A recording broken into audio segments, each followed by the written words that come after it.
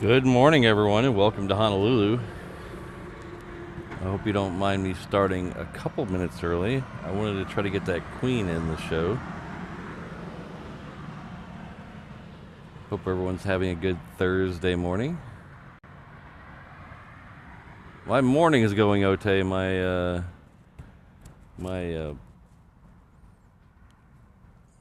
Wednesday night had a crappy end. It was good up until about 10 o'clock, and then it had a crappy end.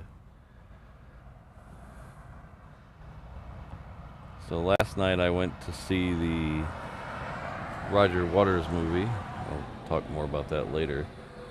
But I was packing stuff in the truck last night, and I cracked the screen of my encoder. So I'm on the backup encoder today. I don't even know if it works, but I didn't have time to test it last night, and I didn't want to trust it this morning, so we'll test that later today. Hopefully it's just the screen, not anything other than that, so. But that's why I have a backup encoder.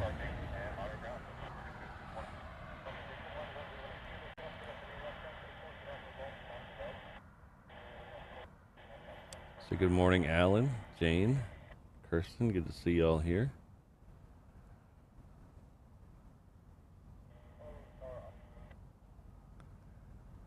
Boy, if famous people are going to keep dying at the beginning of my stream, I don't know what I'm going to do.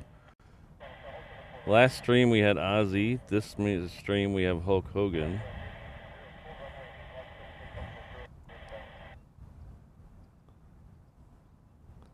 Hello, H. Dot.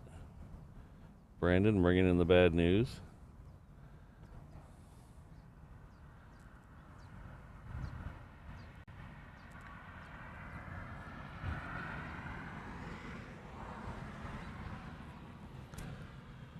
So the next one going out to Southwest is right here. So it's already on the move.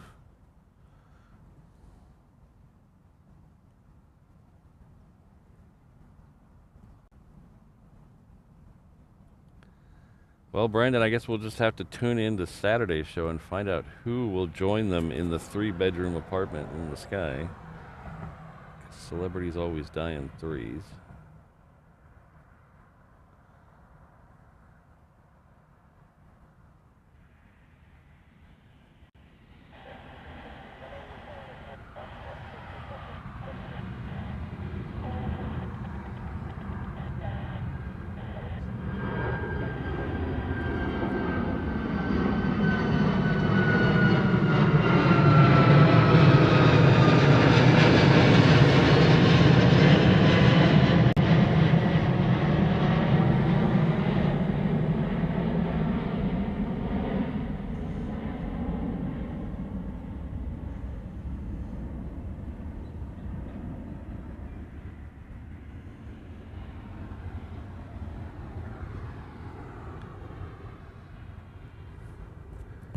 Now, I was never a huge wrestling fan. Maybe when I was 12 and watching the Von Erichs on a Sunday afternoon. But I was never a huge wrestling fan. I understand the Hulk's greatness. I understand his place in this world. Just never really a wrestling fan. But his fans pass along my condolences. Kind of like Ozzy. I was never a huge Ozzy fan, but I understand his greatness.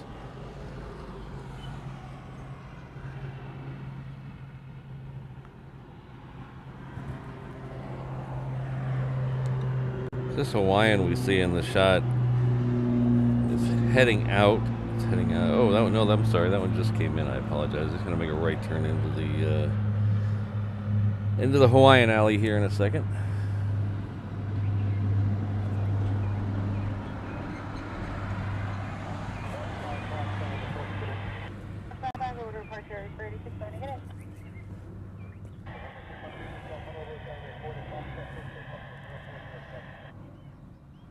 So if you're here at the end of last stream, Thursday's stream, you know it ended very poorly.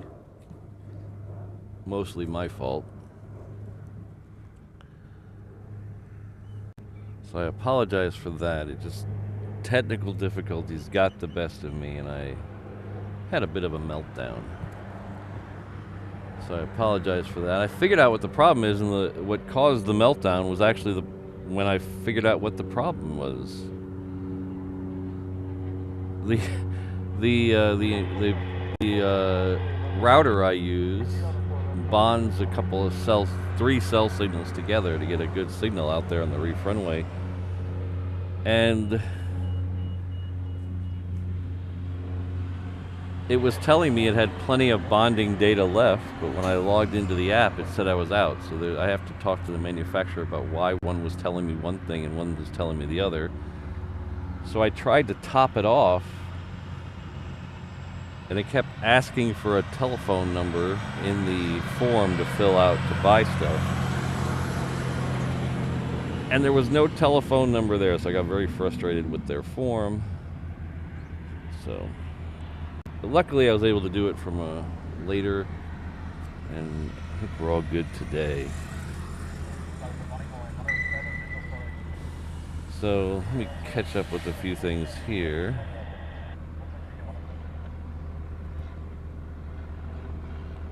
So our good friend and moderator Jane Chu has not only sent a super chat, she's also gifted a membership. So thank you very much, Jane. So one gifted membership and also a $2 super chat. Thank you, or £2 super chat. Thank you very much. So it's good to hear. Yeah, it was very frustrating on Thursday, but I'm glad I got it worked out. Hopefully, everybody knock on wood for me.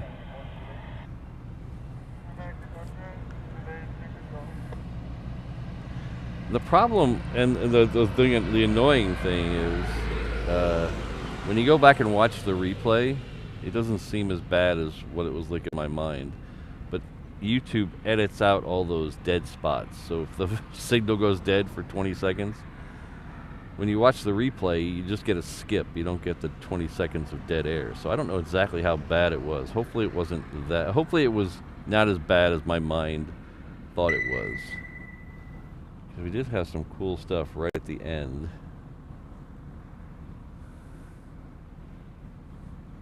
Thanks again, Jane. I appreciate it.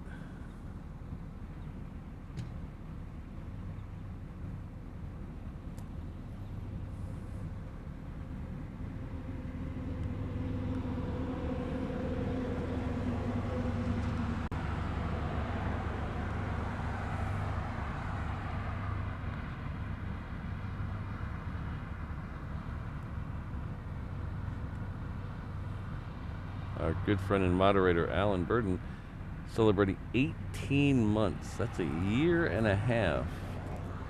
The 717 level. Thank you very much. Just loving it. Heart. Thank you very much for being here. Thanks for being a mod. Thanks for all your help. And thank you for being a channel member for 18 months.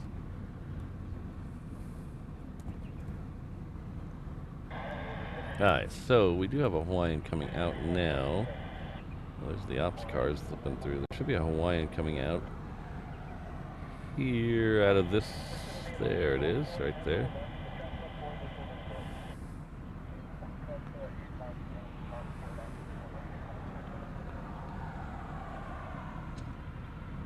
Well, thanks, Levi Semp. It was just very frustrating at the time when you're watching the cool planes go down the runway. Like we had that Queen right at the end, and you're watching the data just dip to zero.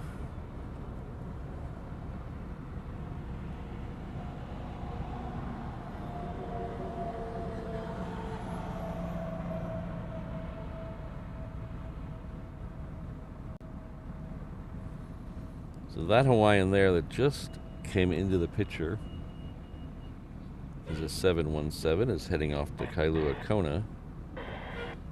There's also a 717 coming in on the crossing runway, so why don't we go ahead and see if we can see that before it dips behind the buildings.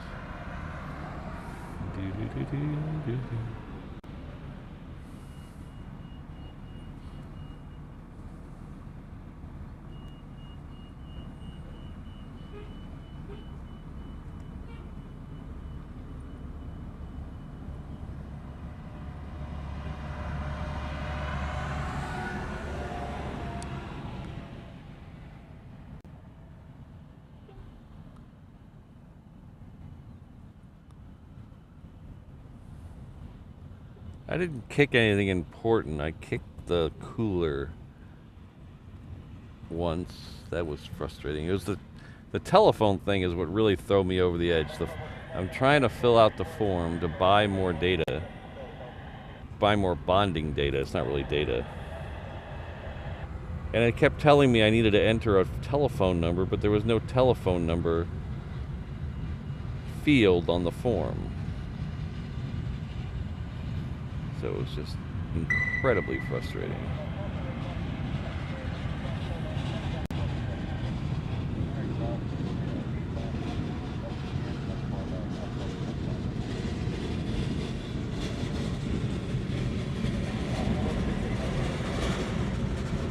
Well, the cooler is tougher than some of the equipment I have, so if I'm going to kick anything, it's better be the cooler, because it's not as delicate as some of the other stuff.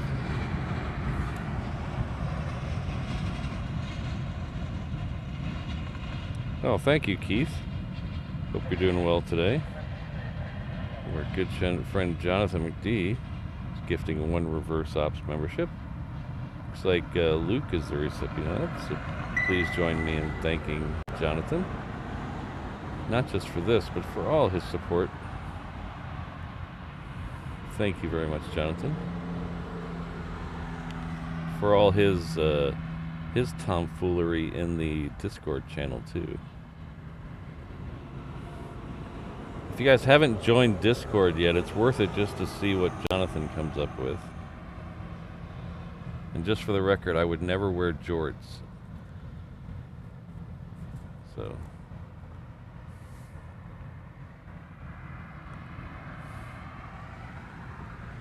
Another good friend of the channel. Good friend Ron, celebrating 18 months at the 330 level. That's very generous of you. Thank you very much.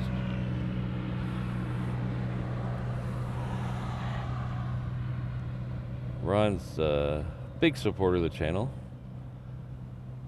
In fact, he made some stuff that we're going to be giving away on our if we hit 20,000 subscribers. We got a thing that Ron made for the channel that we're going to give away.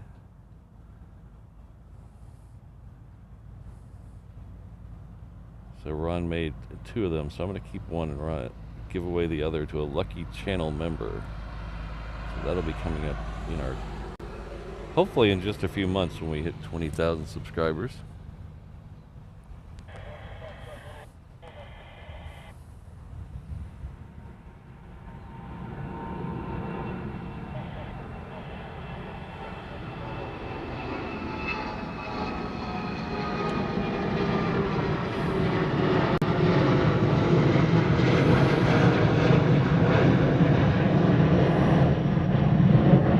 Thank you again, Ron.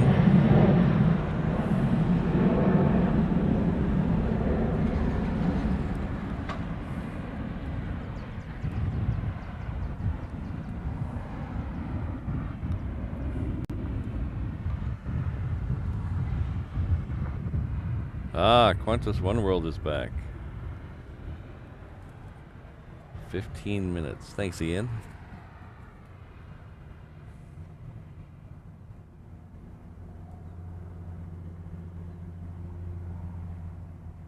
100 likes already. Thanks, everybody.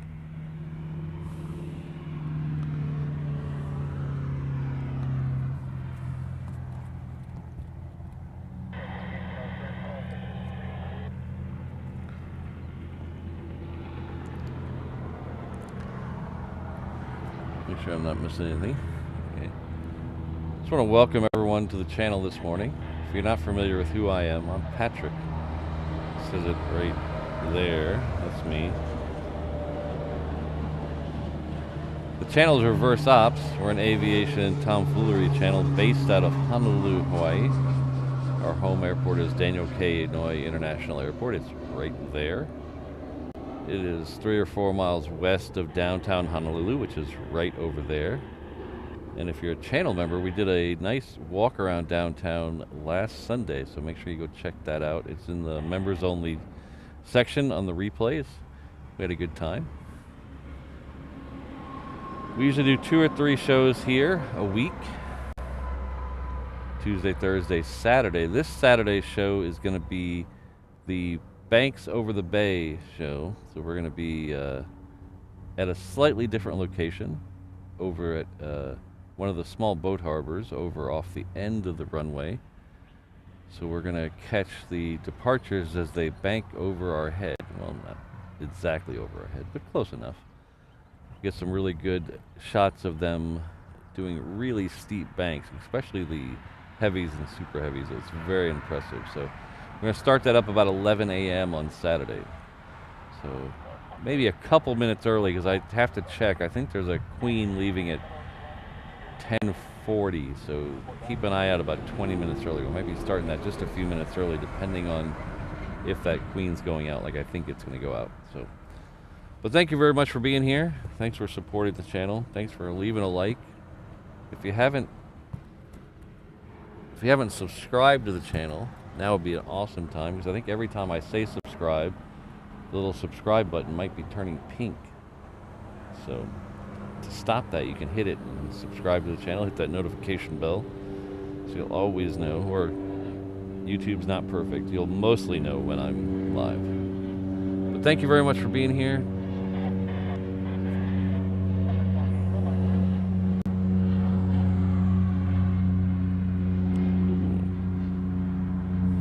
Ian, is that the one? Is that the Qantas operated one, or is that a regular Atlas one?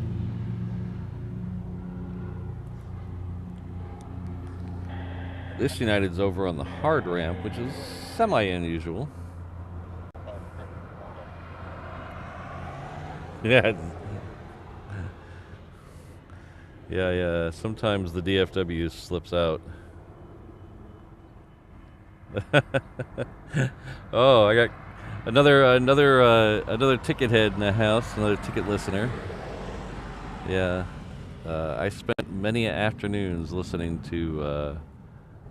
Even after I moved here, I mean, the ticket's been around since the late '90s, I think. But even after I moved here, I always listen to the ticket on the app. I haven't listened much lately because I was a big Bob and Dan. I know a lot of you have no idea what I'm talking about right now, but that's okay. That's probably very, very apt for the show. I was a big Bob and Dan fan, and then when Bob went to Drive Time, Jake and Dan were my go-to with the Hang Zone, and now I just listen to their app, the Dumb Zone app. So I don't listen to the ticket as much anymore, but I do listen to the Dan and Jake on the app.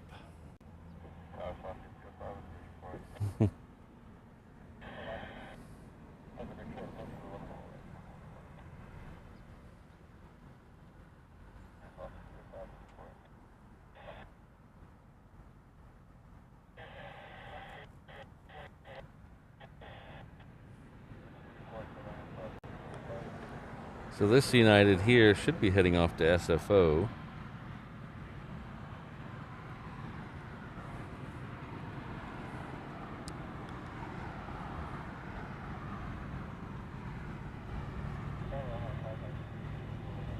Thanks, Ian.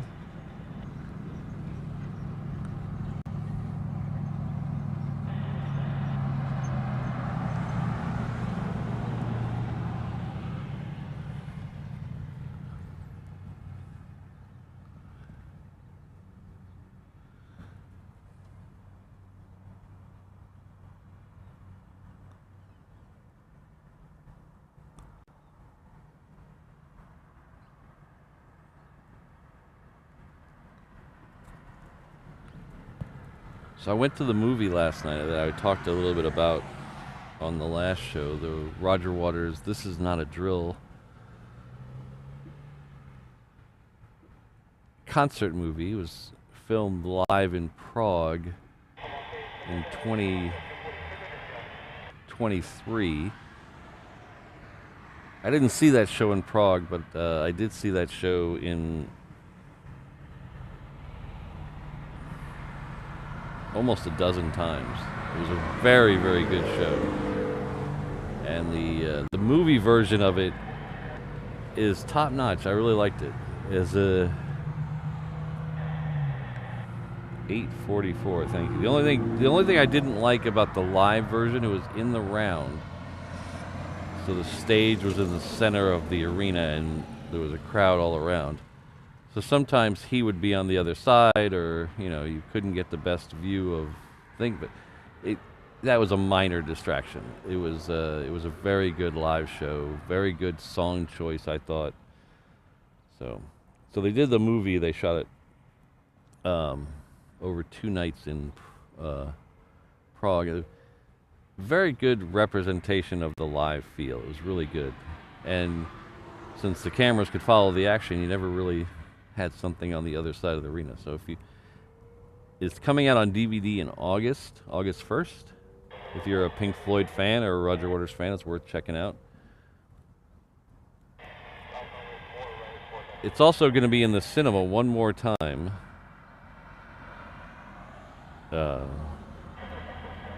So this Sunday, check your local listings. It'll be in the cinema again. If you're going to the Regal Dole on Sunday, you can look for Me and Mrs. Reverse Ops. We'll be there. Oh, we got a lot of P1s in the house. All right.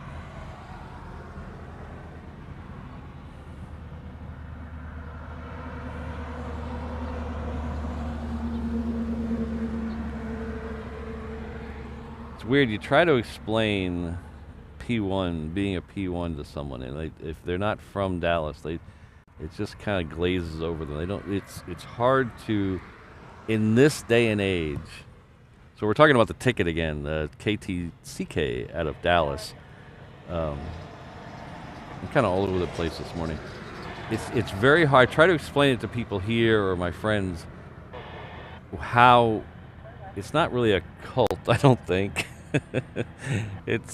But in this day and age of the way media, especially radio, is broadcast, it's hard to wrap your head around what the ticket really is. And it's up until very recently, it was the same group of like 8 guys doing 3 or 4 shows during the day for 20 years.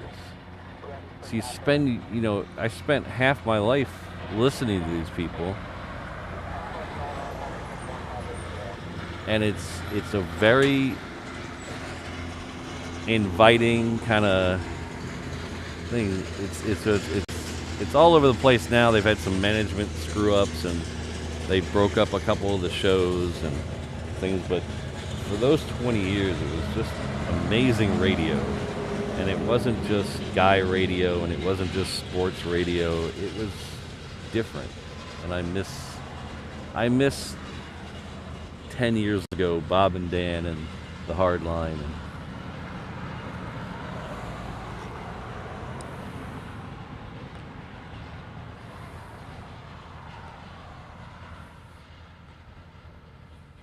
But I think definitely my leader is definitely Dan.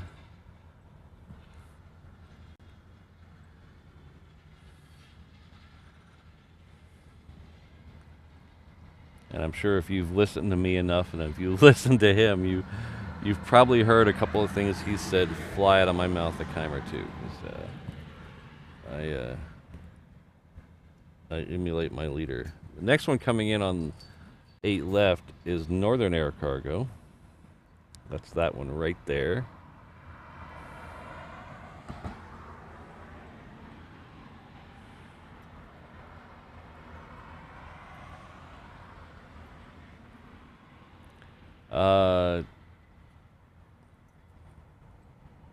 Was it Legalized Shemp who asked if I heard Tool was coming? Yes, I did. As of right now, I don't plan to go. I know it's weird to get big concerts here and I don't go, but it's not super expensive, but it's kind of expensive. And it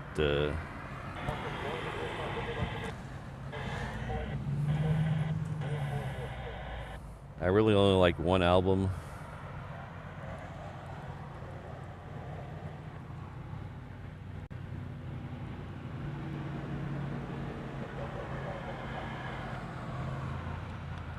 Art, because of my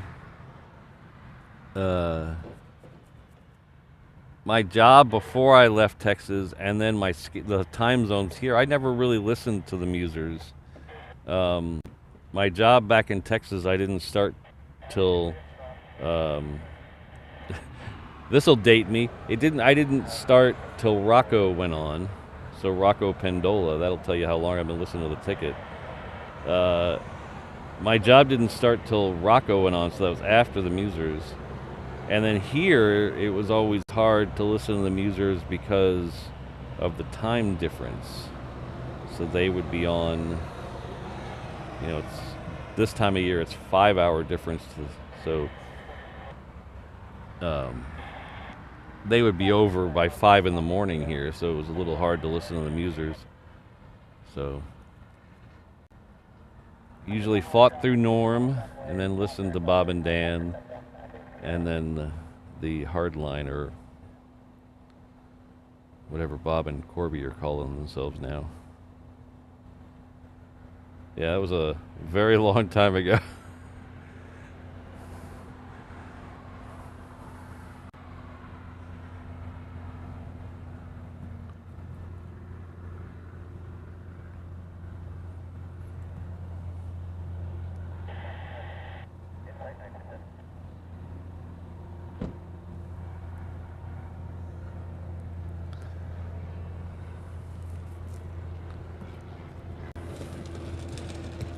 So Qantas is in next. I just see them peeking through the haze out there. So we mentioned, I think, I forget who mentioned it, but it's the One World livery again today, which is here so often. It doesn't even show up on Jet Tip anymore as a notable plane.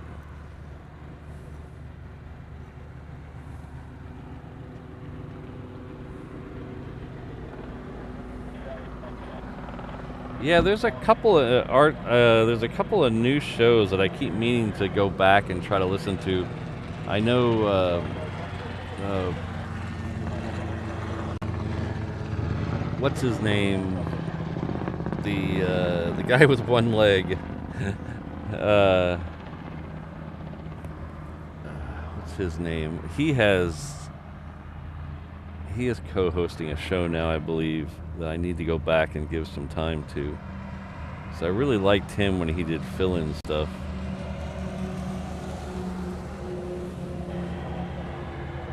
Hello, Steve. Good to see you. No, the other guy with one leg.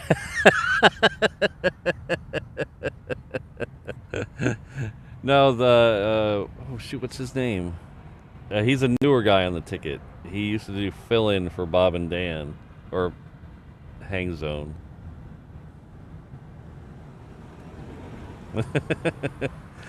I'm just giving Jonathan ammunition. What's his name?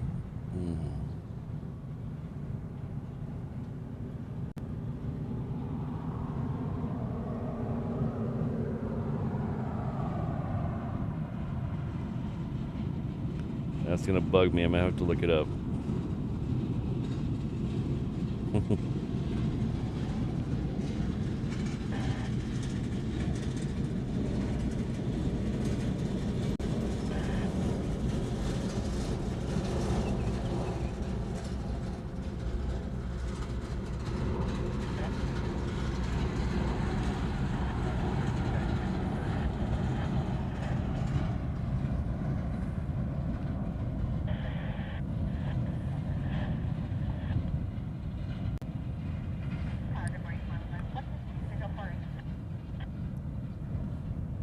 Wow, their tickets website's horrible.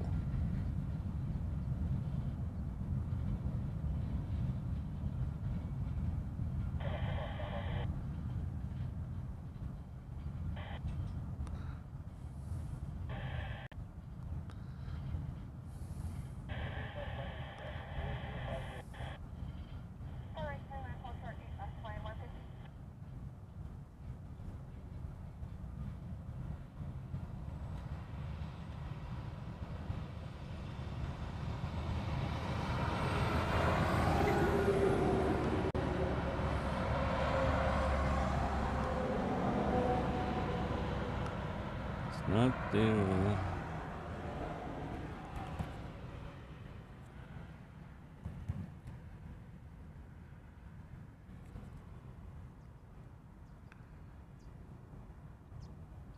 Work in Progress is the name of the show.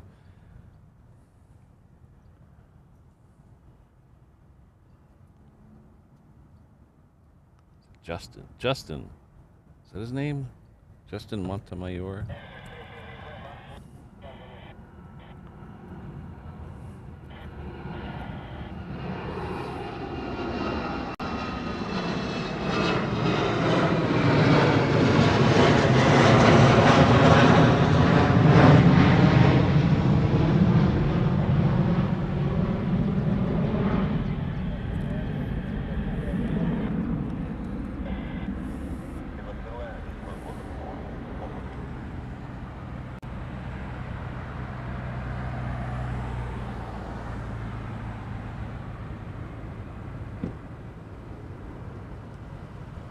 Yes, it's Justin Montemayor.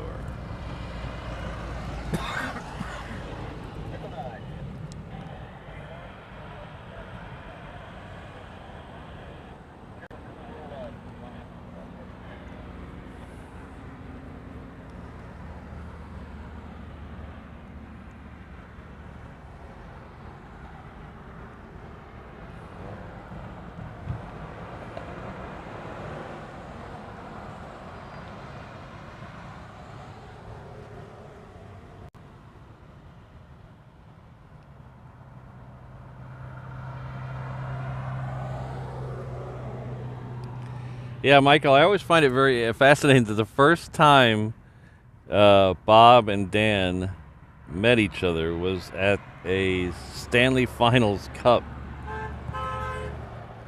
game in the '99 Dallas Stars Cup run, and then they went on to have almost 20 years together. Hello, Peter. Good to see you.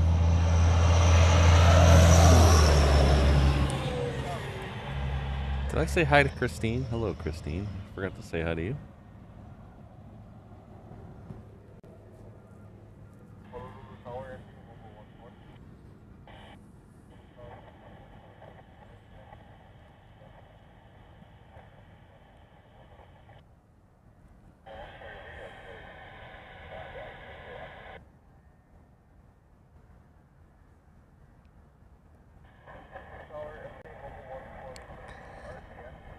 I used to live in North Dallas and work out by the airport, DFW. I worked at a chemotherapy pharmaceutical corporation, if you can believe that. So it was almost an hour to drive out there, so I'd listen to Rocco on the way out there, then it became bad radio, and then listen to the hard line on the way home. That was back before all the fancy toys they have now. Would have saved a lot of time off my commute.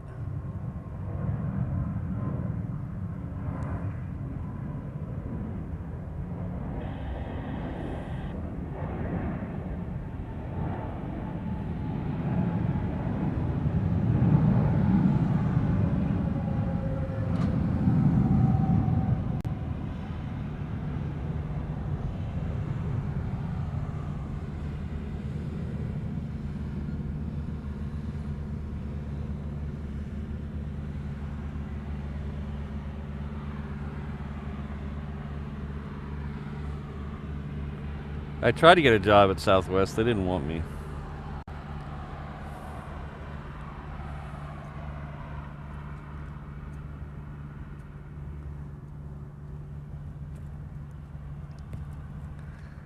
The hiring process for Southwest was very weird.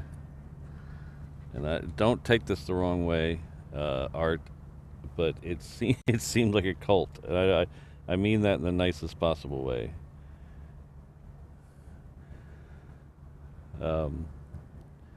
I went to a hiring event at their headquarters. It's just around the corner from Love Field. That's funny, Mick. You finally hit one with your puns. I'm kidding. I'm kidding.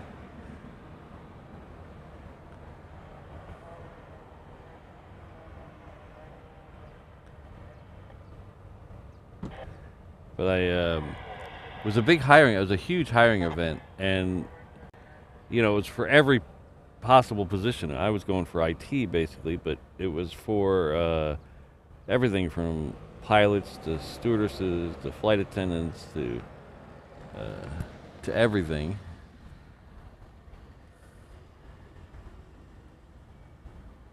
And they brought they when you went in they took you into these little bitty rooms and kind of asked you a few questions, and then they funneled everybody. I mean, not talking everybody who was there for the thing into a giant, like, I don't know, it probably could have held a few basketball courts. It seemed really big, a giant room, and they were trying to teach us all these songs that had to do with Southwest. It was the weirdest experience on a job interview. And then you never really talked to anybody specifically about the job. You dumped your resume into a bucket and then left.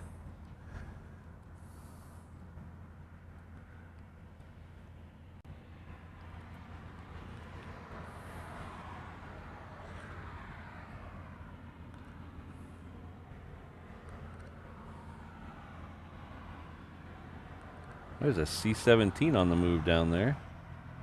See if it's going to come out and play.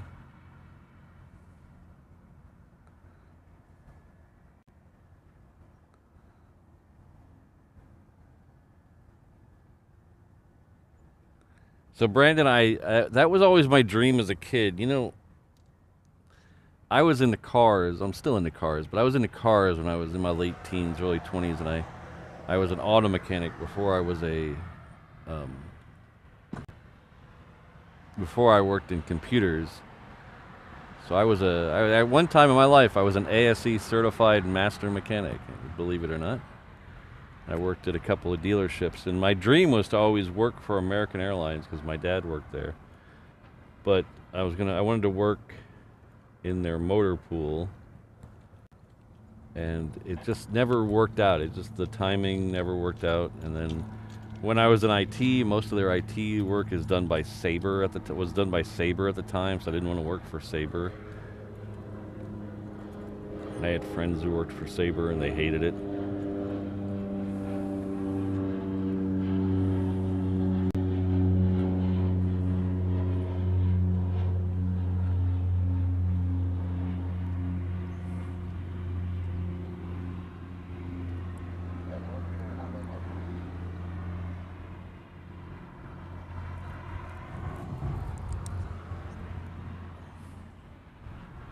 Hello, Rich. Good to see you.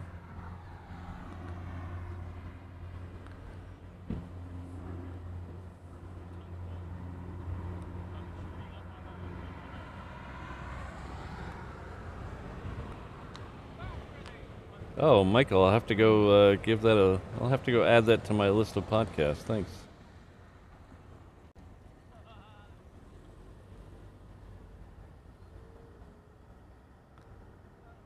Yes, they did, Brandon, but it was treated like two separate companies. You still got flight benefits, though, if you worked for Sabre. I had several friends who worked there. But, okay, I'm going to have to keep an eye on him. I don't want to miss him going through the trees.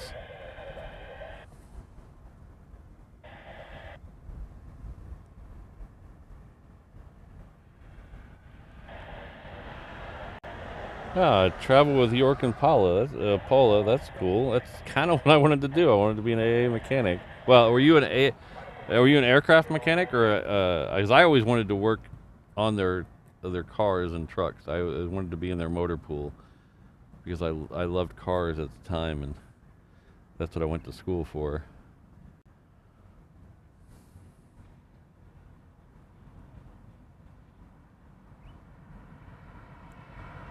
I'll try to zoom in a little bit when he gets going. Thanks, Ian.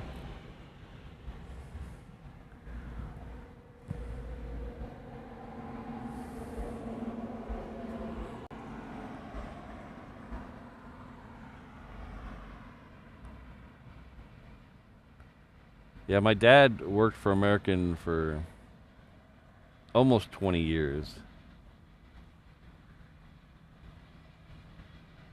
Started out at LaGuardia in New York and then moved over to DFW when they brought a bunch of people down from New York to fill in positions in DFW. And they brought my dad down. That's how I ended up in Texas.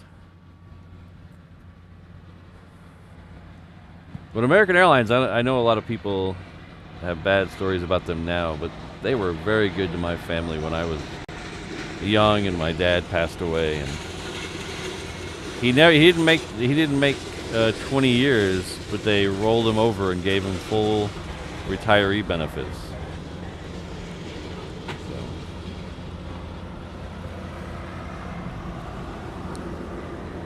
And they posthumously gave him the 20-year pin. Back then they had little AA pins that had a jewel in it depicting the number of years you worked there. And so somewhere we have his 10, and then there's they gave him the 20 posthumously.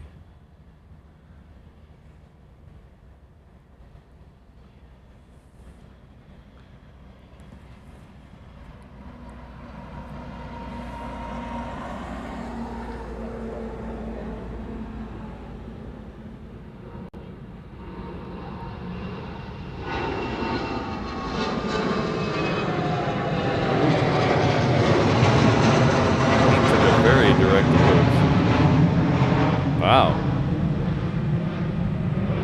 30-something, yeah, that's a long time. Tulsa, yeah, you probably wouldn't have known my dad then. Well, 36, yeah, you probably wouldn't. That's a little... Yeah, my dad was... I don't know if he ever was in Tulsa. Probably not.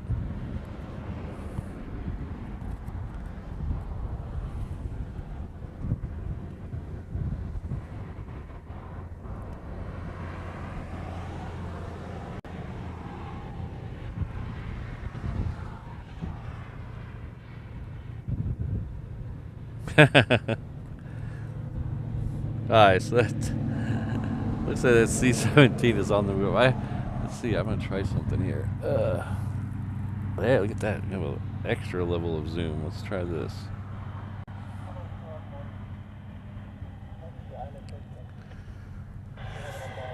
Alright.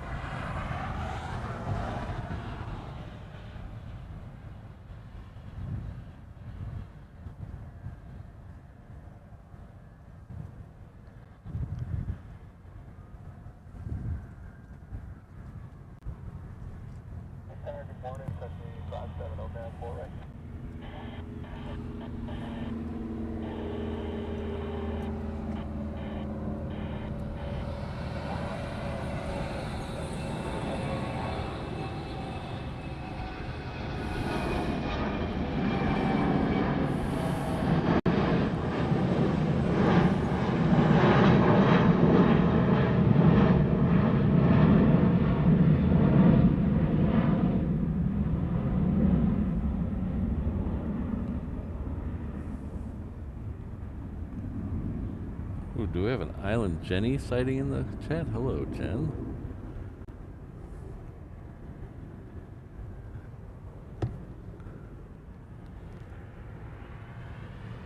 Jen's off breaking the casino's banks at all the Canadian casinos up there.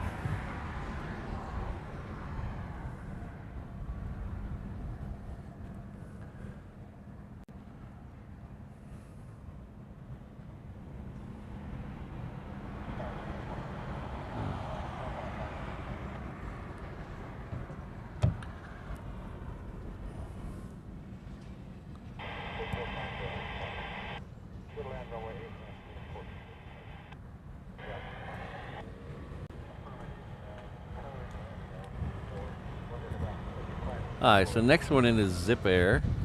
It's coming in from Tokyo. It's a shorty Dreamliner.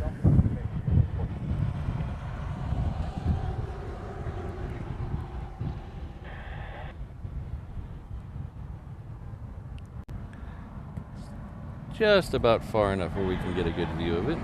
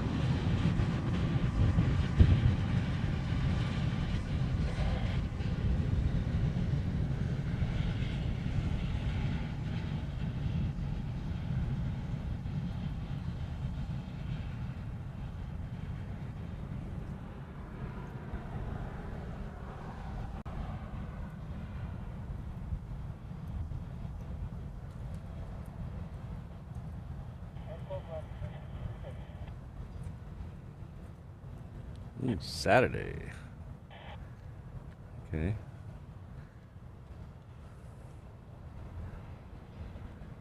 Unfortunately, I don't think we'll be. I don't know what time you're coming in, Jim, but I don't think we're going to be in a place where we can catch your arrival, even if you're coming in early.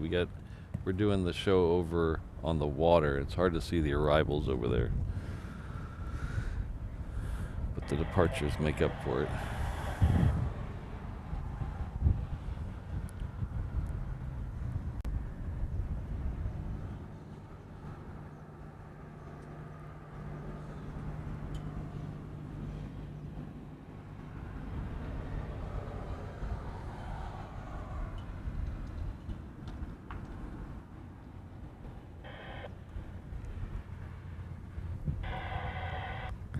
So the next one is coming in is a FedEx triple.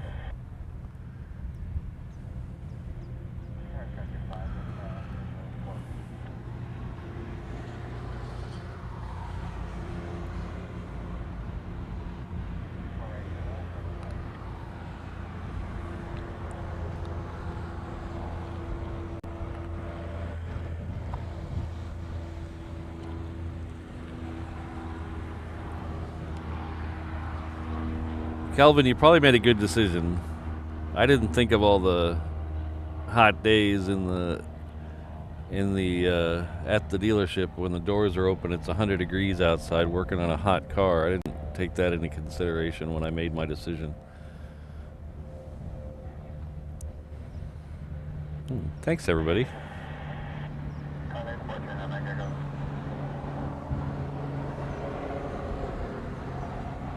Ah, 220. Okay.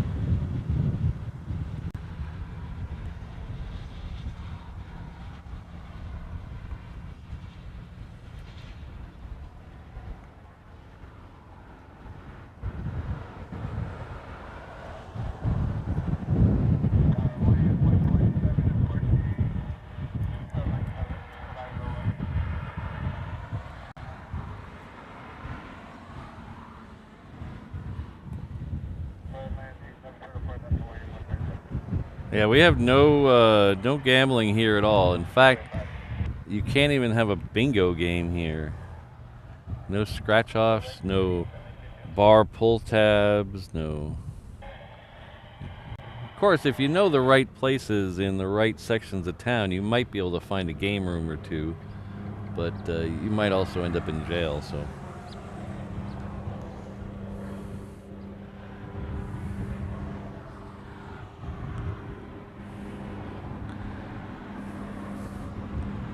A couple months ago, one got busted down the street from my work. I was like, why didn't I get the invite? No, Native Hawaiians don't have the same classification as indigenous Native Americans. So they don't have the same type of deal, so they don't get to have casinos here.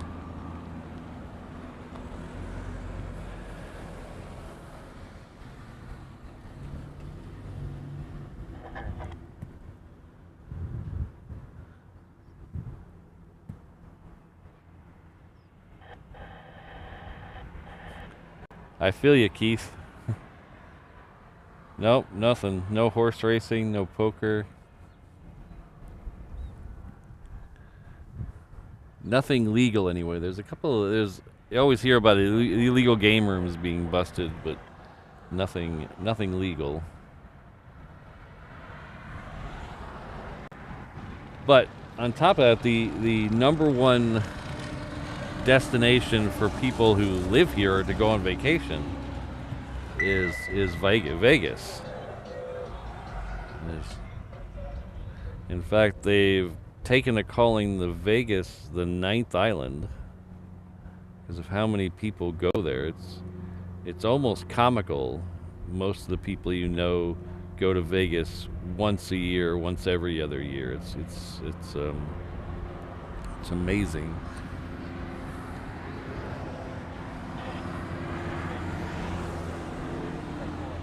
The Horseshoe in downtown, I don't know if it still is. It used to be owned by a company or partnered with a company called Vacations Hawaii, where they would do charter. They still do, I think. They do charter flights out of here,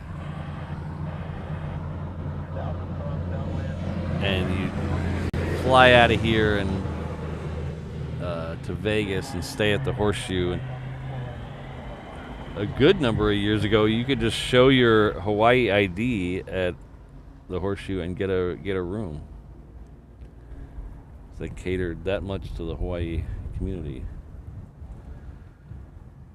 Yeah, JB, the Henderson, Nevada has the largest concentration of Native Hawaiians outside of Hawaii.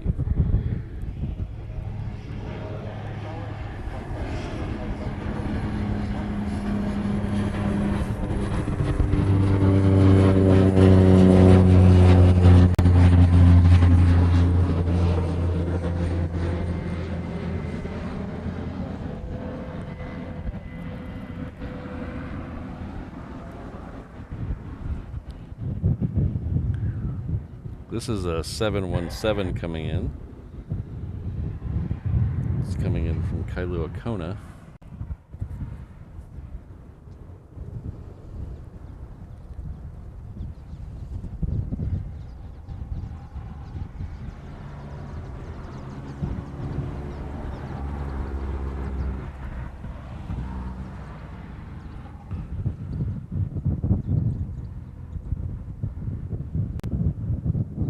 Yeah, still good enough. That really surprised me. I hadn't been to Vegas since the 90s, when I was, in fact, I might have been underage the last time I went to Vegas. Before a couple years ago. And I was surprised how much it had changed. The $10 all-you-can-eat buffet had been replaced by the $70 all-you-can-eat buffet. All the parking on the strip, like you said, was paid. The last time we were there, the only place we could find that had free parking for hotel guests even was Treasure Island.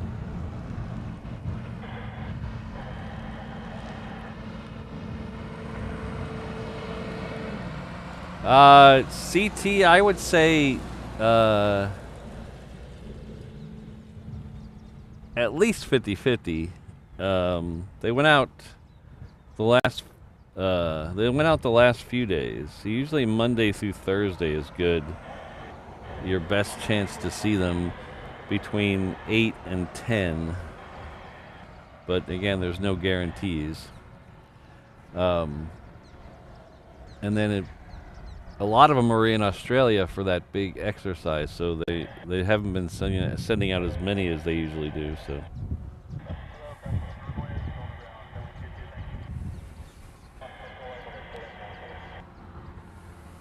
$100 for a buffet. Oh my gosh.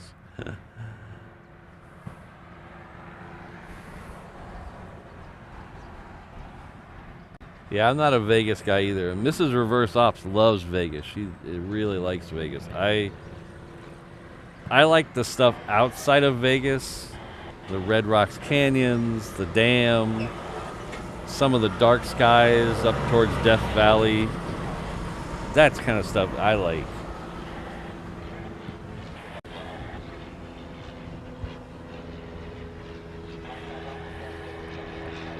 I do like a little video poker, but usually about $40 into video poker, I'm done.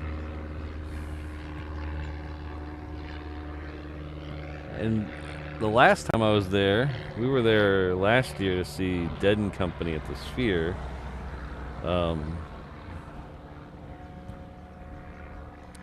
Okay, so hold on. Let's finish that story here in a second. We have this Hawaiian going out, and then right behind it, we're going to have... Yeah, let's see if we can get them both in the same shot. There we go. We have Atlas Air coming in.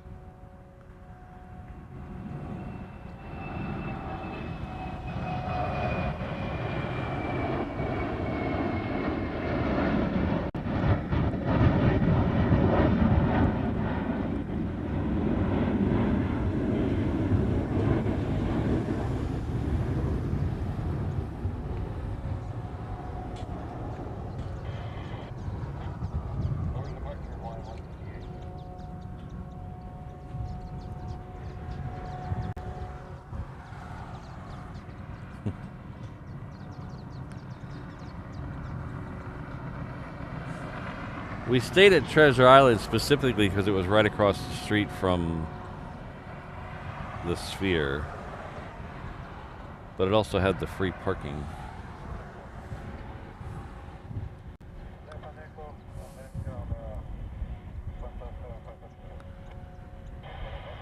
We got upgraded to a deluxe room. That the deluxe meant it had 2 bathrooms for some reason.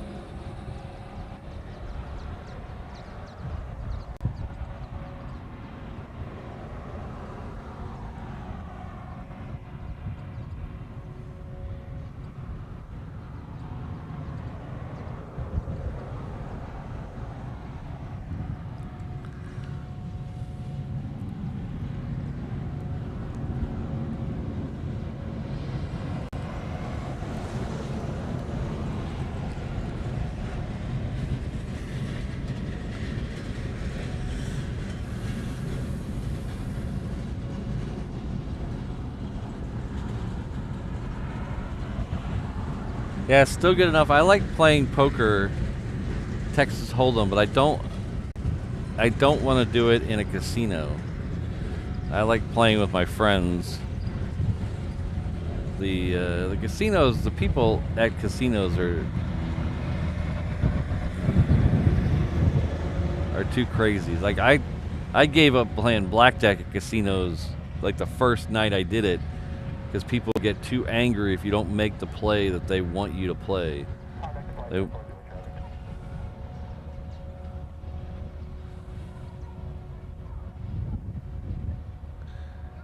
So when you have the guy next to you always questioning everything you do because you're stealing his cards or not taking cards, that was the thing that frustrated me. He wanted me to hit because he got a high card. I'm like, what? No, dude, play your own game. Leave me alone.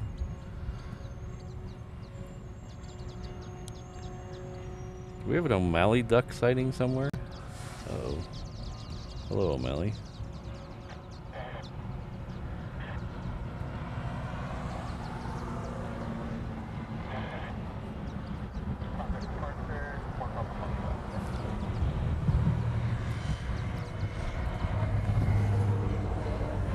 So the next one going out on 8 left is another Hawaiian. It's going off to Maui. We'll take it in just a second as soon as it turns on its lights.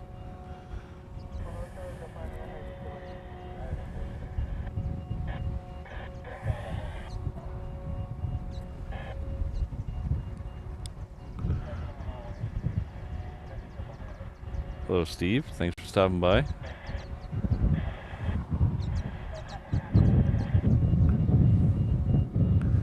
That should be Hawaiian Flight 10 peeking into the shot on the right. It is. It's actually a little bit in front of the Queen, so it's going to cut in front of the Queen.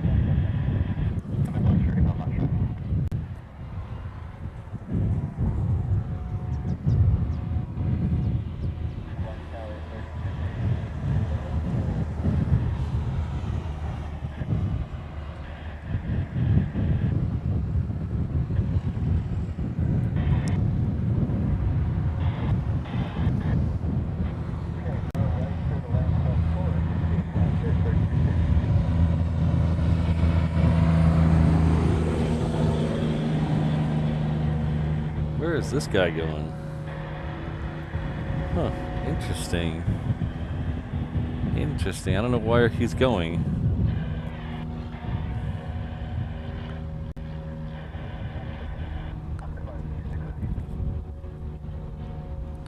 Alright, we'll let him figure that out. We'll take the Hawaiian that's leaving. We'll come back to figure out where he's going.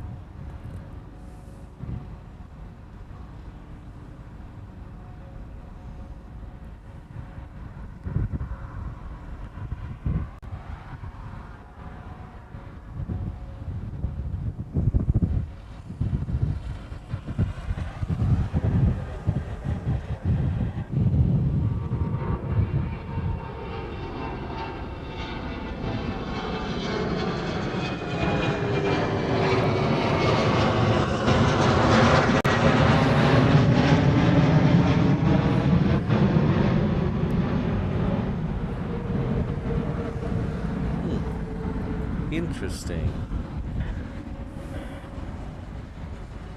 Interesting. Let's see. He is. I don't remember ever seeing an Atlas park there. Doesn't mean they haven't.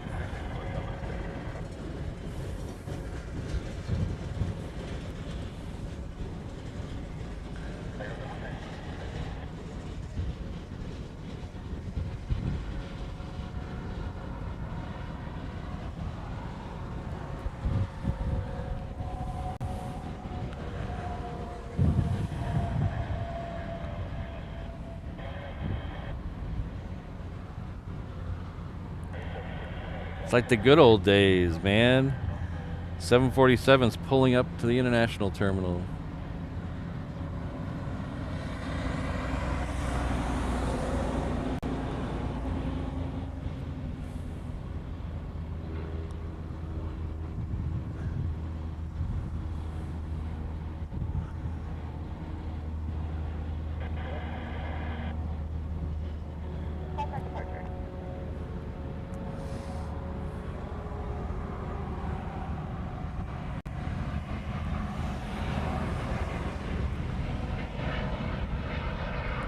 Yeah, it's between the two. So the one in front of it, it's kind of hard to tell, but it looks like the one in front of it is C4 right there.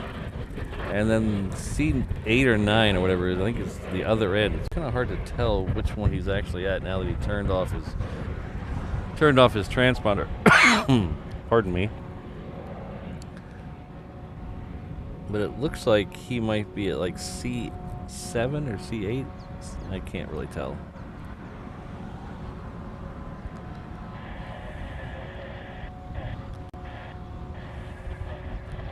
O'Malley. You should try Kava. Brad is Brad is hooked on that stuff.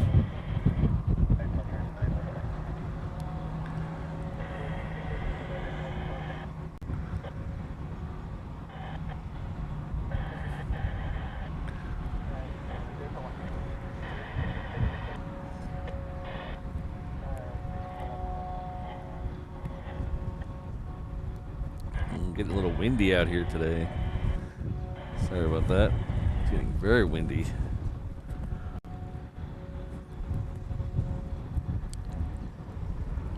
Let's make a slight adjustment on the camera. Turn that off and see if that helps the wind a little bit. A little bit. A little bit.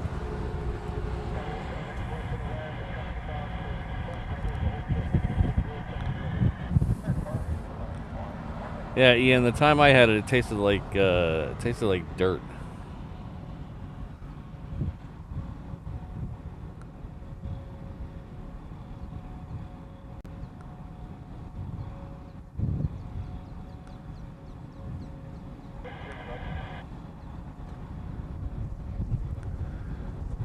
Ah, hello, Rainbow Love. There's Sherry in the house. Hello, Sherry.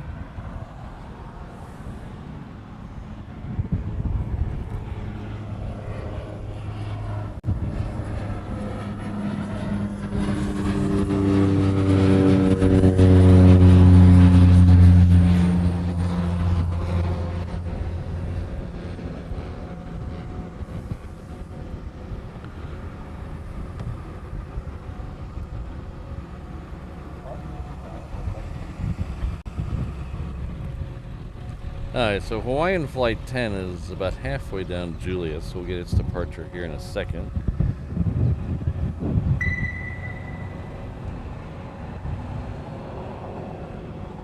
The first A380 hasn't even got to Kauai yet. It says it's about 40 minutes away, so that's actually a little early, I think. A couple minutes early, 8:31 right now. Next one coming in is a Delta. Slip over here and get that Delta. There's the Delta in the sky right there. Going up to the Delta in the sky. That's where I want to go when I fly.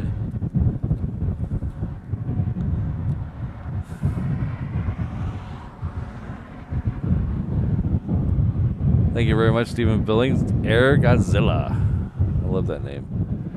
13 months? Wow. All the stars are going out. R.I.P. Hulk Hogan. Yeah. And, I hope last stream I did we had Ozzy. Now this stream we have Hulk Hogan. Hopefully it's not me causing it. But thank you very much for being a year plus 13 months. Member of the 321 level. Thank you very much. Lucky number 13.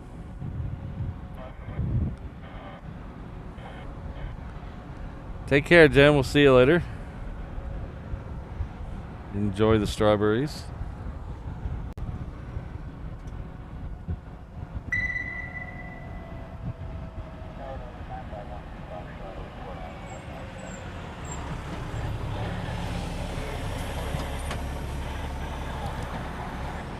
So this Delta here, we also have 717 coming in on the crossing runway. I think we're going to hold with the Delta. We don't usually... This must be a... What arrival is this? Let's see. This is not a normal... Come on, let me click on it. Jeez. Coming in from LA with the extra X. And it was... Ah, that's why we don't usually see it. It's running super late. It was supposed to be here at 5:41 this morning. Wow, it's a 3 a.m. departure from... Ah, I see why. It's this is not a normal flight. That's why. This is either a charter or a repositioning flight.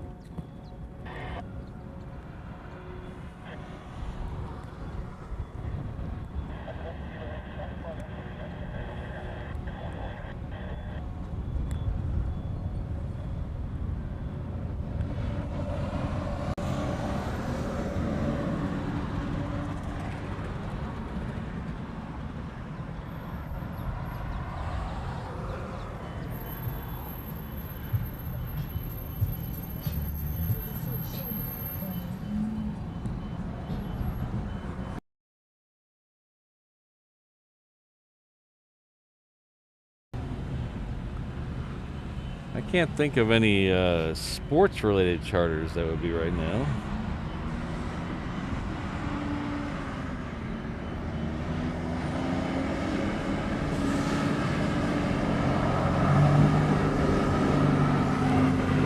But it is going to the... Let's say it's going to a gate, so... we'll have to see.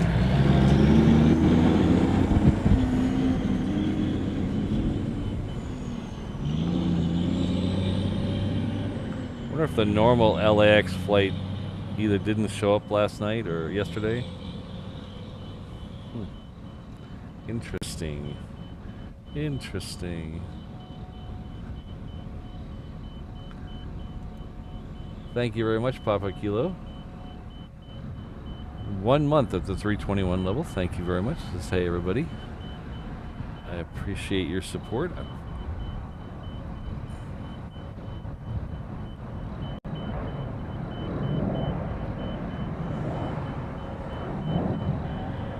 Whoops.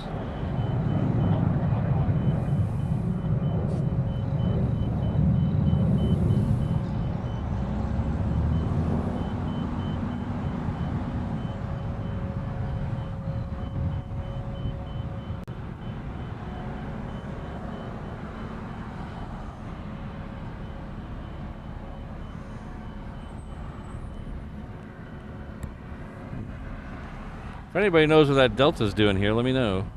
Is it? I wonder if the LAX flight didn't either make it here yesterday or go out last night, and they brought that one in. That would be my guess. Yeah.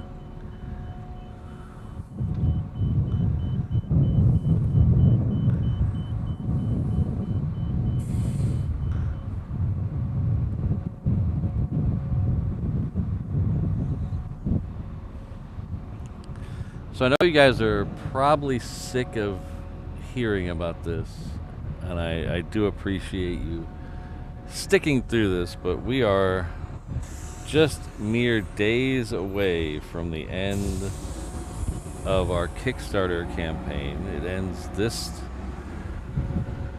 this Saturday night at 9:45 Honolulu time. We have blown past the base goal, which is phenomenal. Thank you, everyone. We have just pushed past the first stretch goal, so now we're up. We have an extra Frankfurt show, so that's good. So we're working on the last 2 stretch goals that we're trying to get in before Saturday's deadline. The good thing is the base goal is funded and we have the 1 stretch goal, so we're just trying to get an extra show in Berlin and an extra show in Munich. So if you could hit that link in the description there, it's reverseops.com/Kickstarter, or you can head over to here, reverseops.com/find me. It's also there. But check that out. I forgot to make an updated graphic for today saying 2 days left, 2 days left. But you don't need a graphic at this point. You guys all know what I'm talking about. So head on over to, well, maybe I don't know, maybe there's a lot of new people here. Maybe you don't know what I'm talking about.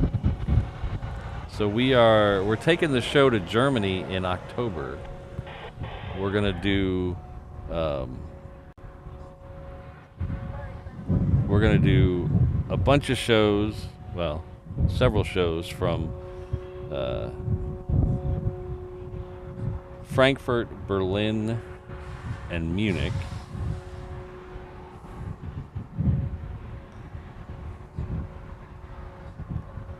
Let's see if we can.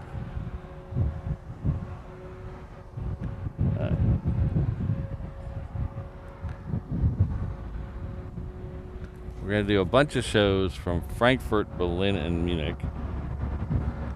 And I've been asking for your help with getting us there.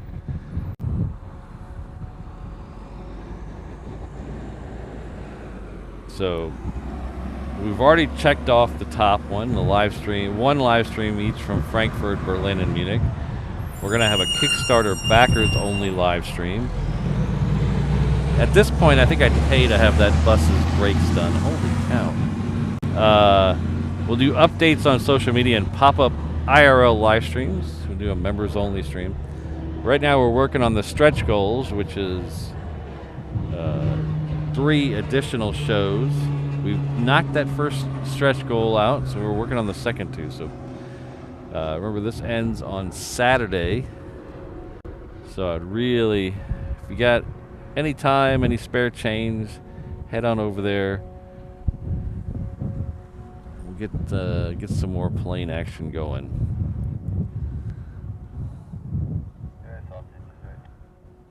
So, link is in the chat, or you can hit reverseops.com/find me, and I'll drop that link in the chat one more time.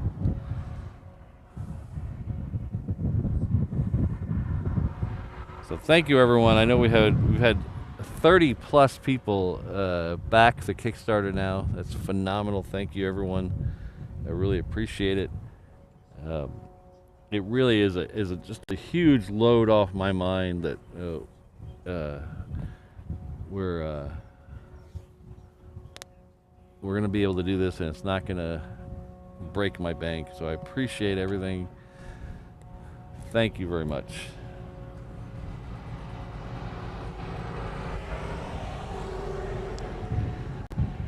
So Ian, that Delta one had a 9,000 flight number. So I'm trying to figure out if it's a charter or a.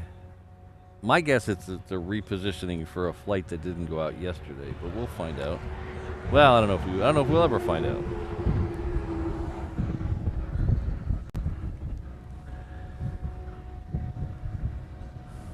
Oh, thanks, John.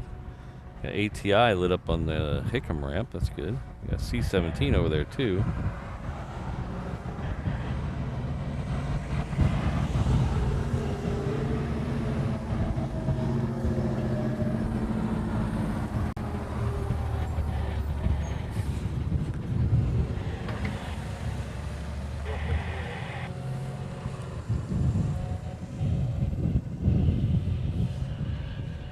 I don't even know if did I say hi, legitimately say hi to everyone today? But thank you all for being here. My name is Patrick, channel Reverse Ops, and just like to say thank you for being here. You guys make this a lot of fun for me, so I'm glad we can hang out and watch planes together. We got about an hour and 45-ish minutes left in the show. We still have 2 A380s to come in. Hopefully that second one sneaks in under the window. We should have a Queen departure too in the next hour or so. But thanks, everybody.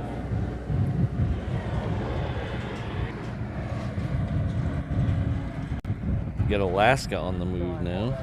And then we have the United Majuro flight also heading down to the reef runway. Majuro is, I believe it's an atoll out in the western Pacific.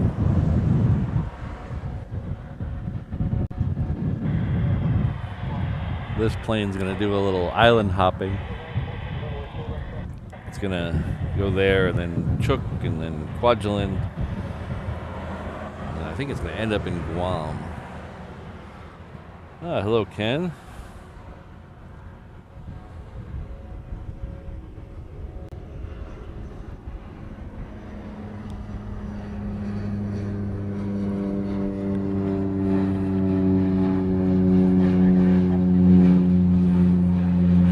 Thanks, Phil, for clicking on that Discord link. It used to be automatic. It would link the link, It would know by the link to add you to the right place. But for some reason, they changed something over at Discord, and I think I need to redo that link. So I will fix that later this afternoon, and we'll get you into the regular full section. So check back later tonight. And I'll have that all fixed. Usually I try to go in there once a day and make sure no one's got left off the right categories. Because then I need a millennial to help me with the Discord link. I don't know what's going on. It worked great for like 6 months, and then all of a sudden it just randomly just doesn't add people to the right group.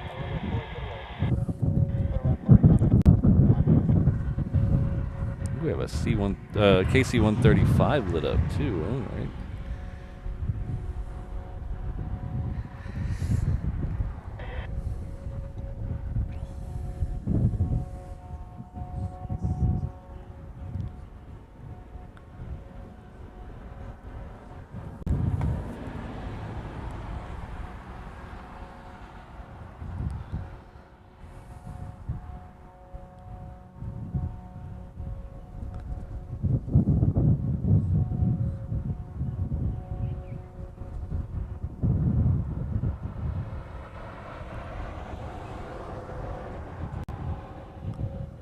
Oh, thanks. Still good enough. Everybody check out what they put in the chat about the Marshall Islands and Majuro.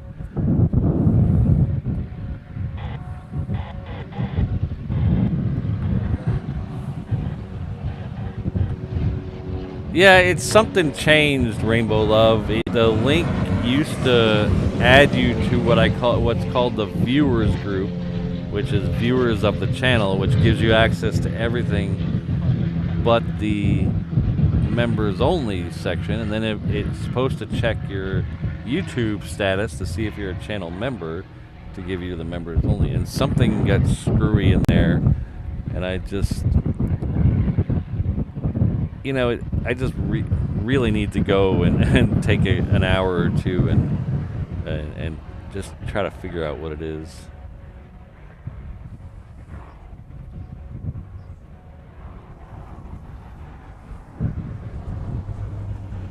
Getting paid to watch reverse ops. That's awesome.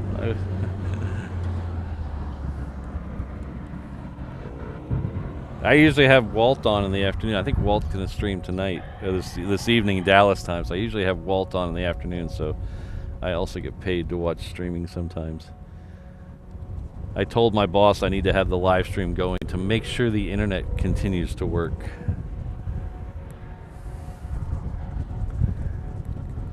Yeah, Rainbow, that's what I'm talking about. Yeah, and I don't know why that link is supposed to automatically add you to the viewer one. You're not supposed to have to manually do it, so I don't know what the deal is.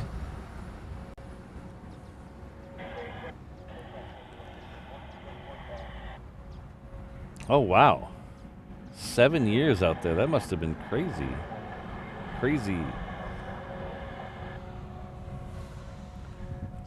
It's pretty isolated now. It's super isolated now. I can't imagine how isolated it was back in the 60s. There's that ATI plane in the background. You can see that behind behind that 717. There it is. That's the ATI one. The Majuro flight's about to head out.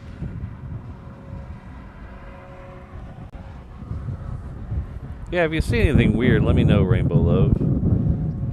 I think you should have the ability to change anything. So if you see anything weird, don't fret changing something to make it work. If you have to change the link, let me know. Send me the link and I'll add it to the body of the stuff and things and stuff.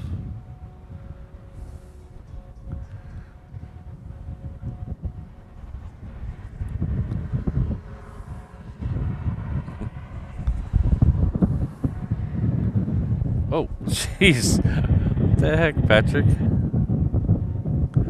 Sorry about that. I was staring right at it and watched it go right by.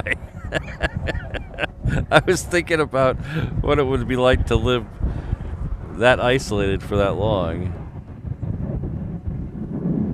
And I just watched it go right by.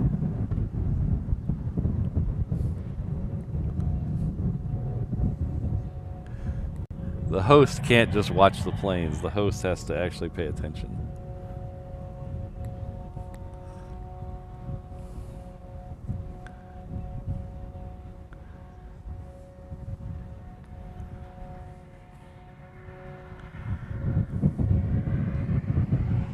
Next one out will be Alaska. Then we'll have ATI in Southwest. The Alaska's heading off to Seattle. The Southwest is heading off to San Diego.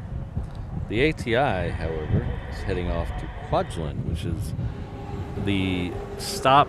I believe it's the stop after Majuro for that plane that just left, I believe.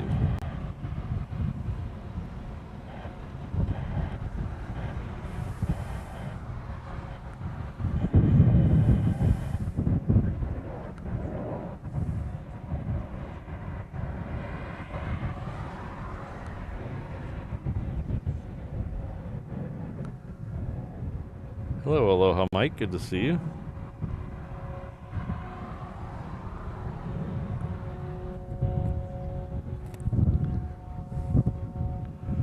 Alright, so I think that Hawaiian did that weird thing where it disappeared for me on flight radar. Aloha, Mike. Either that or I just, maybe wasn't paying attention.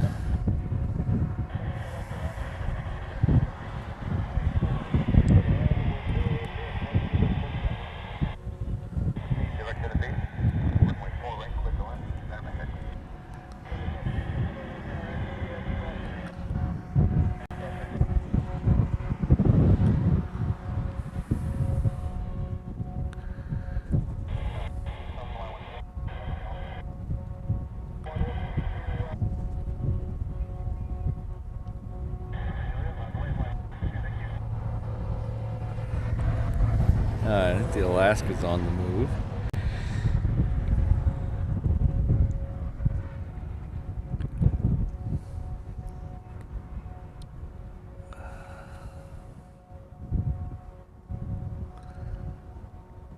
Hello, Alistair.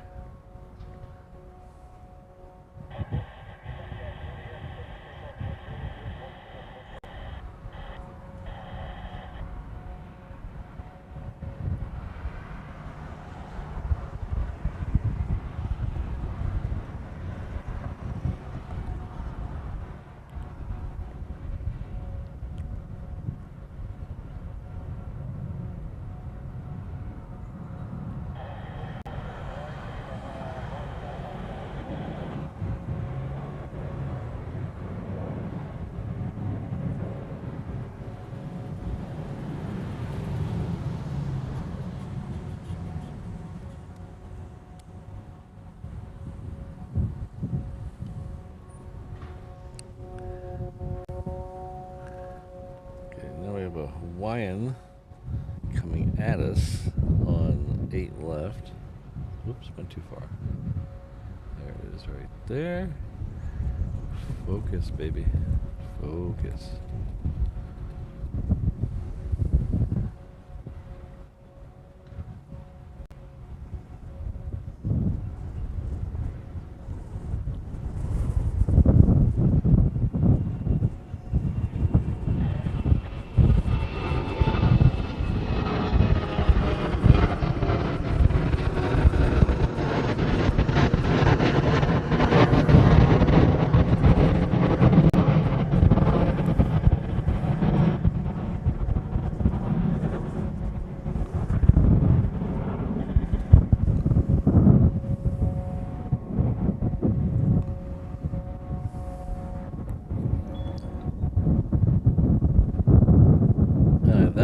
flying there was heading off to Hilo.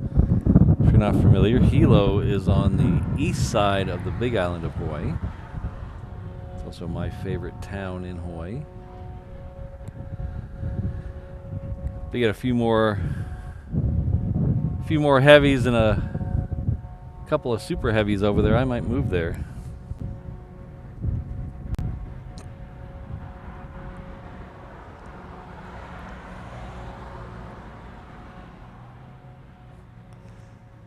Yeah, still good enough. I've always found that interesting myself, and the compromises they've made over the years with that plane to get it to still be the same airframe.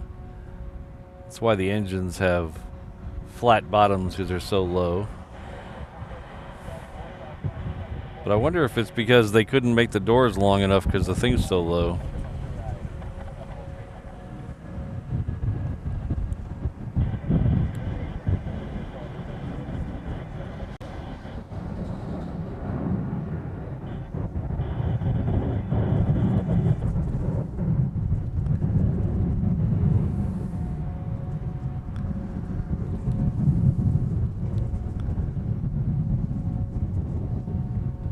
That's the point, Brandon. I would do absolutely nothing.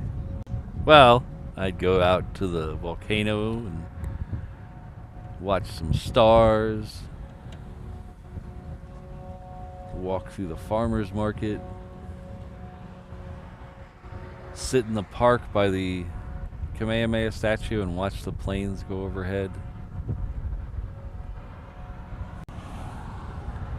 And that might get boring after a couple of decades or so, but I could handle it.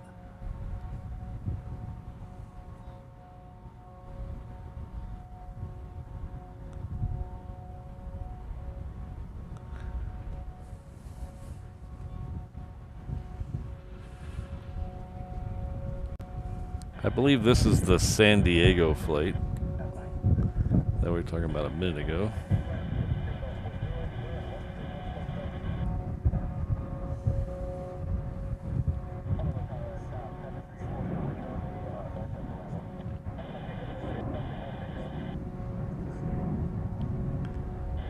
Oh, I didn't know about that, the hidden NA. I'll have to keep that in mind next time we go. I don't think I'm gonna be going till next year though. This year got all my vacation that I have left is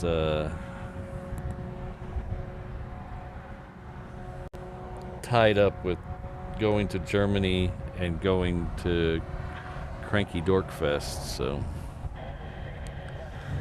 the next one out of here is a Southwest heading off to Maui. There it is right there.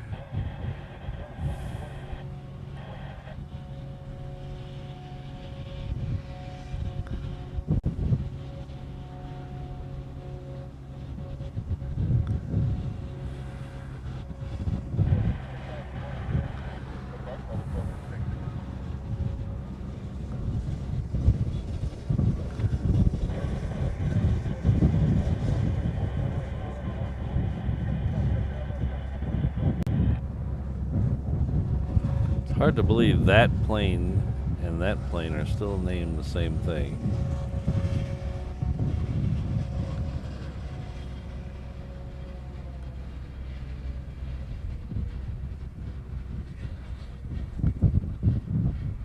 Alright, thanks Rainbow Love.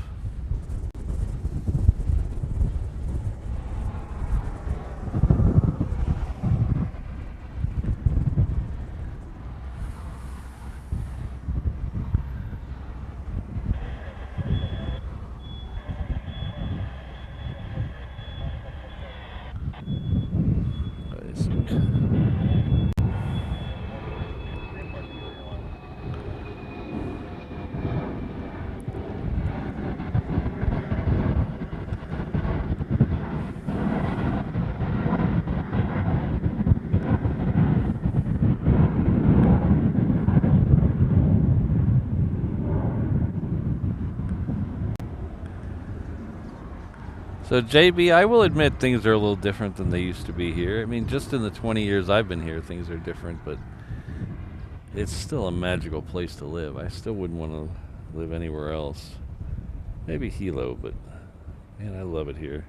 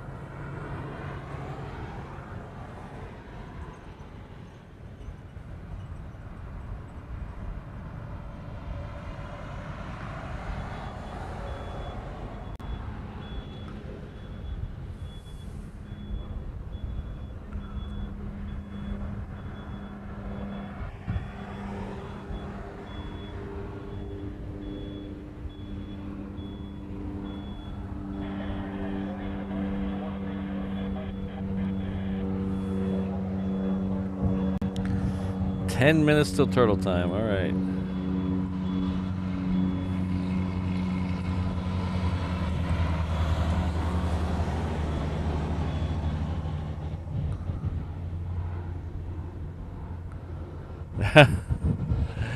Thanks, Kelvin. Yeah, surprised American has 6. Let's see. Dallas twice usually. LA twice usually. And then Phoenix, right? So Dallas twice, Phoenix twice. Is it Dallas twice, Phoenix twice, LA twice? Is that what it is for American?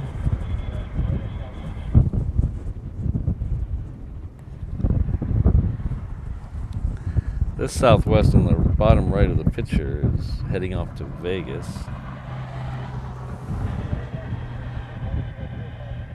Oh, okay, I see what you're saying. Yeah, I've never found any magic in Ala Moana Center, personally. That's more of a Mrs. Reverse Ops thing. It's a mall. Now, Ala Moana Beach Park I really enjoy. Magic Island, I really enjoy that.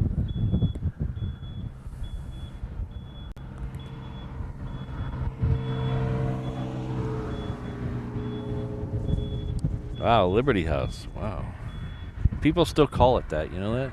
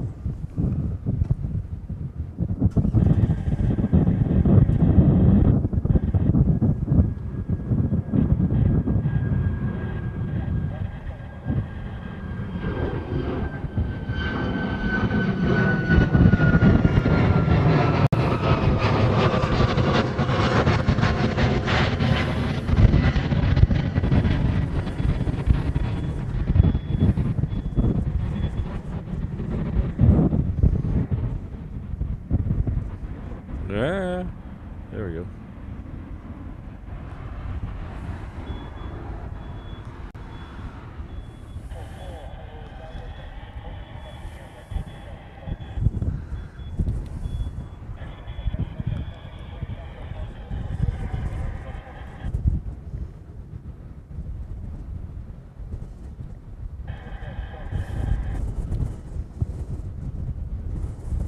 Hey, hey.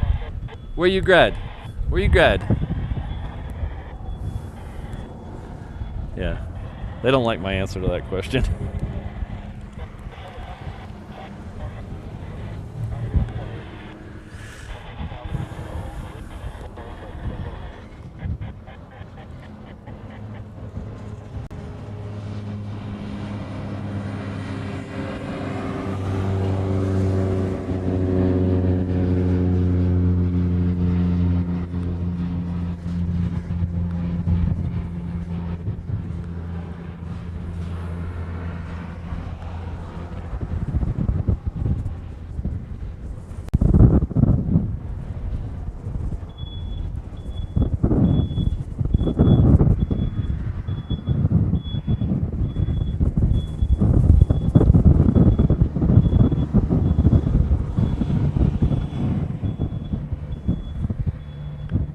So Hawaiian Flight 6 is going to cross over and head down to the reef run, and we'll catch its departure here in just a few seconds.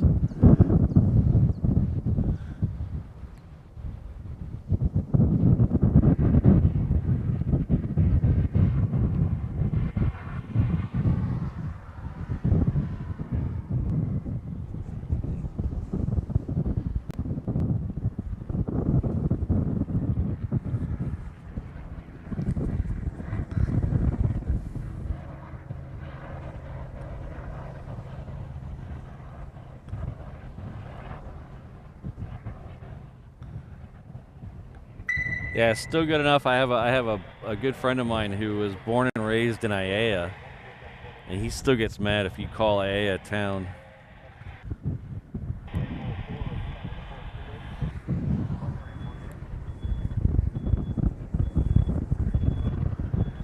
Our good friend and hardworking mod, trying to fix the Discord for us, has sent a reverse ops membership. Thank you very much. Looks like Ray is the recipient of that, so please join me in thanking Rainbow Love. Enjoy all those emojis.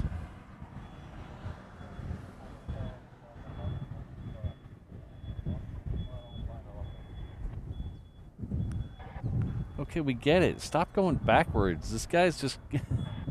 He's backing up every van in the parking lot. Literally, he's just moving from one van to another, backing it up like 20 feet, and then doing it again. The vans go forward, too. They don't all have to go backwards.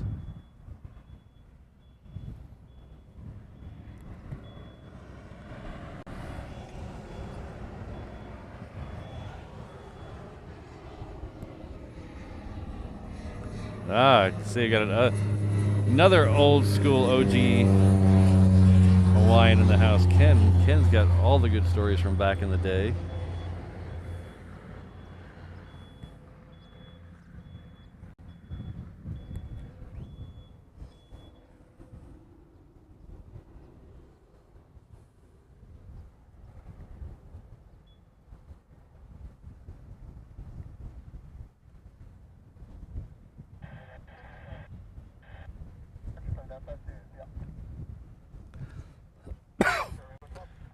JB, I saw Glenn Medeiros several years ago. I don't know, it was probably 10, 12 years ago.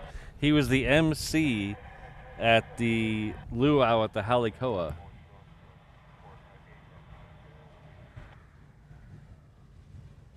The down in Waikiki. So he was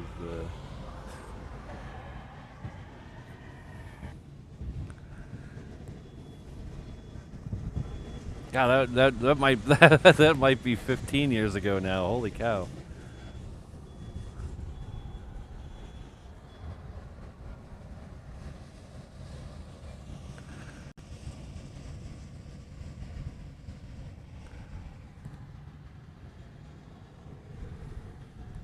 The Hawaiian Flight has made it to the end of the runway. It's just going to wait for a short to cross over onto overhead on 4 left. The next plane in, though, that we're going to be concerned about is the A380. It is on, looks like about a 6-mile final out there somewhere. It just turned its lights on a second ago. We should be able to get a good shot of it here in a minute.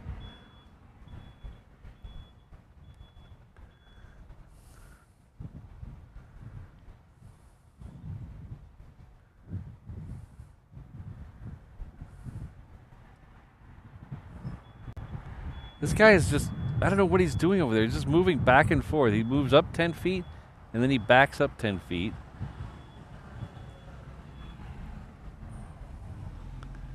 He just likes the sound of that beeping noise.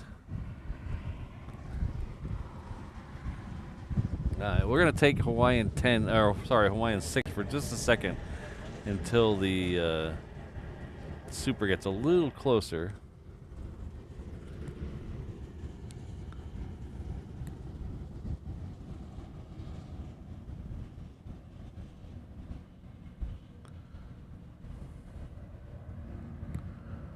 So now we're going to go over and take that Super.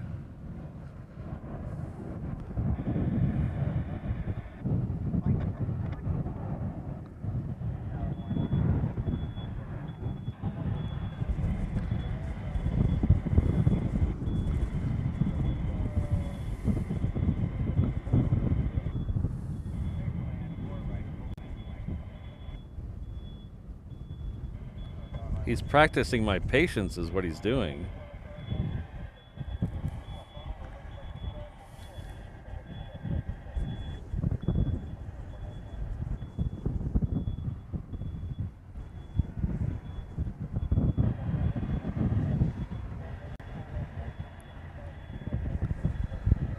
Sorry about the wind. It's just getting fierce out here.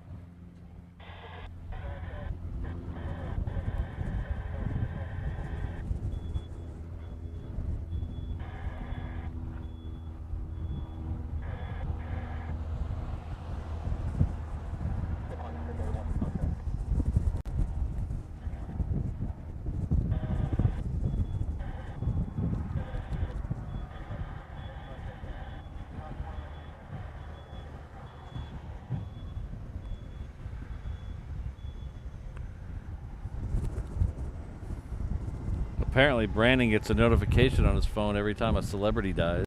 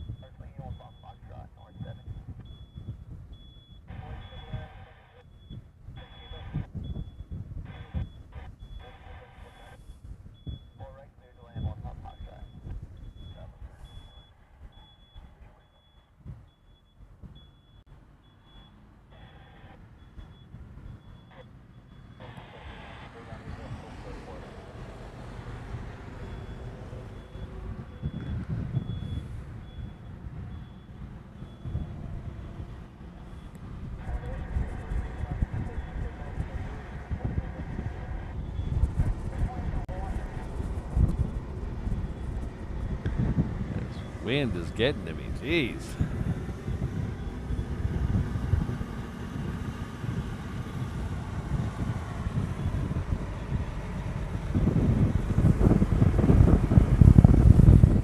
It's blowing the whole truck around.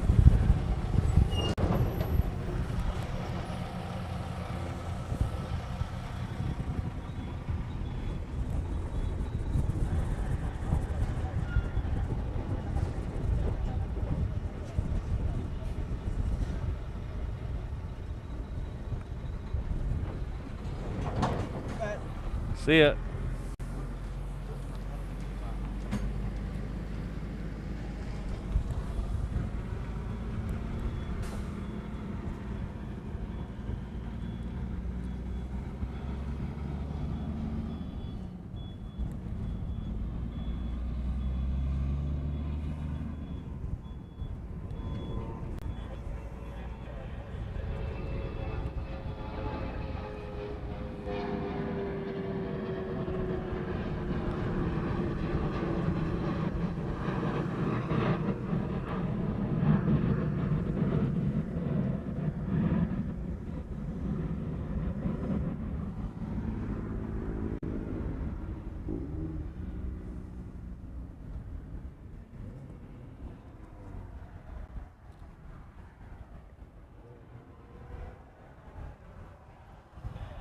Hawaiian Sea, are you talking about the A380 here particularly, or A380s in general? Because some people are buying them up. Let's say, like Emirates just bought some from their leasing company.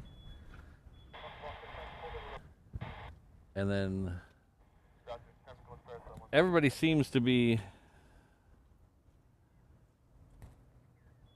jumping on the bandwagon that these are going to leave us, these ones here. And that's the one. There's a lot of things I don't like about modern life, and one thing is the internet and how everybody just wants to be the one to jump on and, oh, I told you it wasn't going to work, or I told you. These people are sitting in front of their keyboards at home just crapping on everything. Like that global airline A380s. Speaking of A380s, right there, everybody wanted to say how doomed it was from the very beginning. And all the influencers, the YouTube people got on there and, oh, it's not like Singapore. It's not as good as Emirates. Well, of course it's not as good as Emirates or Singapore. It's a first flight. And they just crapped all over it. And what do you think is going to happen? Investors, people who want to fly, they start seeing that stuff in the thing, and they're not going to want to invest money. And nobody wants to maybe show some positivity in this world anymore.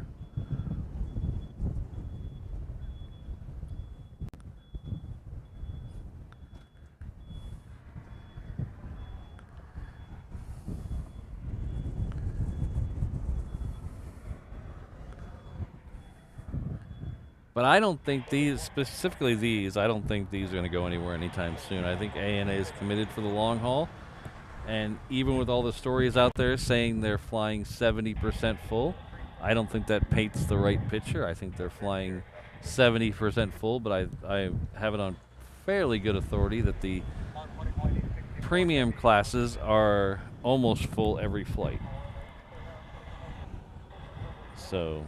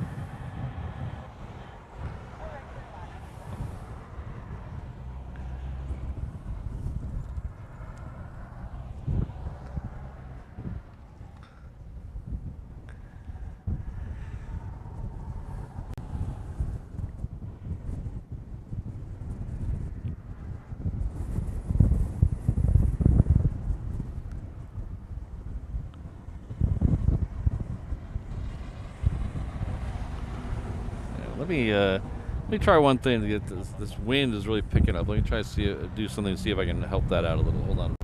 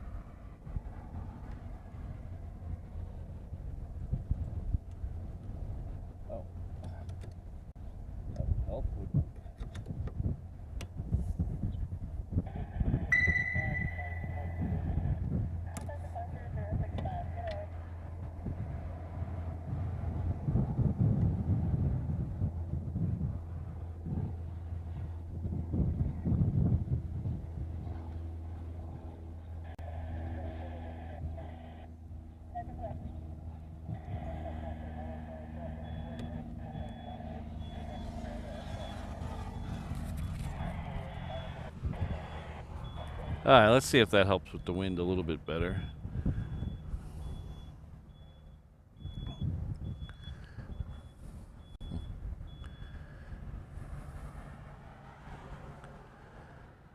Hello, Scott. This is Aloha Patrick and the Reverse Ops Ohana. Thank you very much for the $2 super chat. I hope you and the kids are doing well today.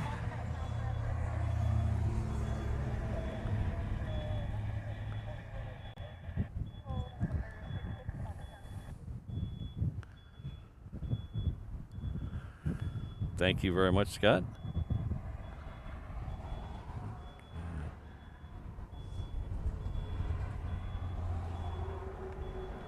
He's playing himself down out there. That's weird. Okay.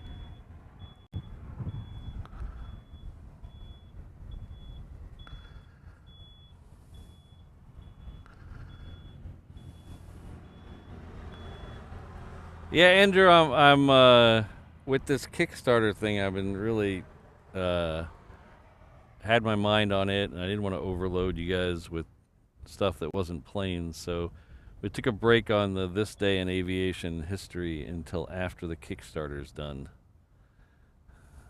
We'll get back to it.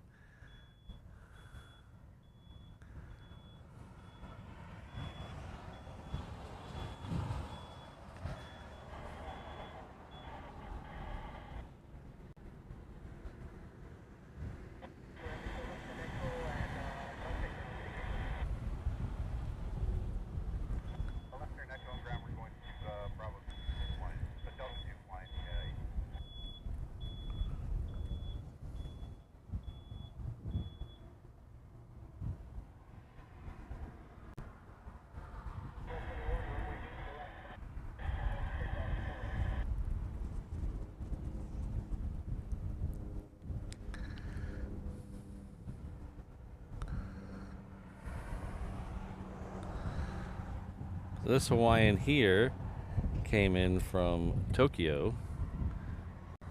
We have a 757 on the end of the runway. It looks like it's going to come out at us. Hopefully what I did to hopefully what I did to brace the tripod is not going to block my the Kickstarter ends 9:45 Saturday night, Hawaiian Sea. We have a queen lit up and pushing back. That's good.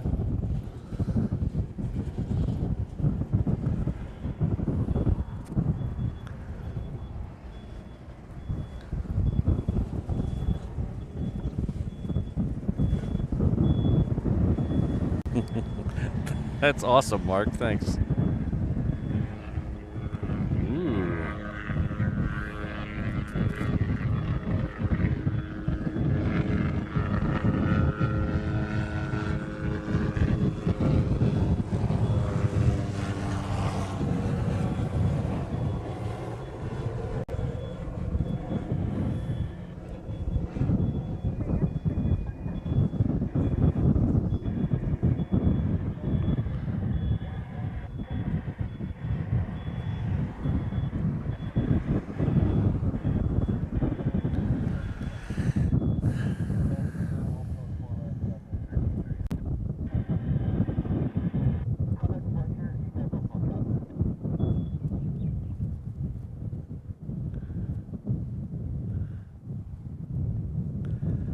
Hawaiian Sea, no, the reef is not closed. Every once in a while they'll send these out to get them out a little quicker over here.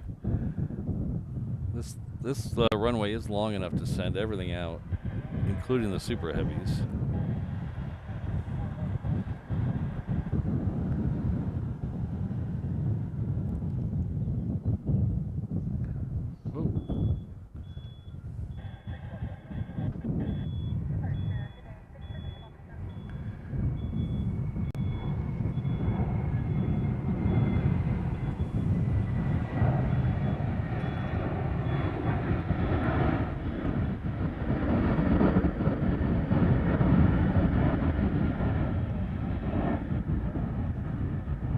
I like that. That was cool.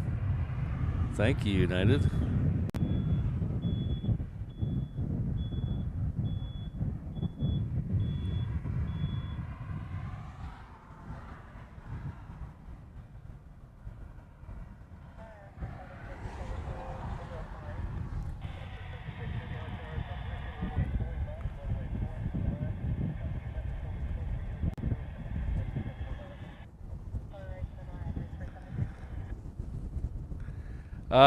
They have been closing it overnight, Hawaiian Sea.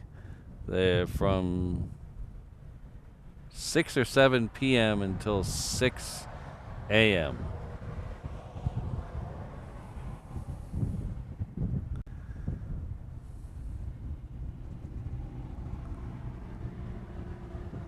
Well, Sherry, make sure you tune in on Saturday. We're going to do the Banks from the Bay show. We're going to go over off the water and watch the flights off the reef runway bank over our heads. So you get a lot of those on Saturday. I think he's practicing parallel parking a van because he just keeps doing back and forth. I don't know what he's doing. I can only see the top of the van moving. It's behind a couple things, but he might be practicing parallel parking. But whatever he's doing, it's gonna cause me to have a friggin' aneurysm.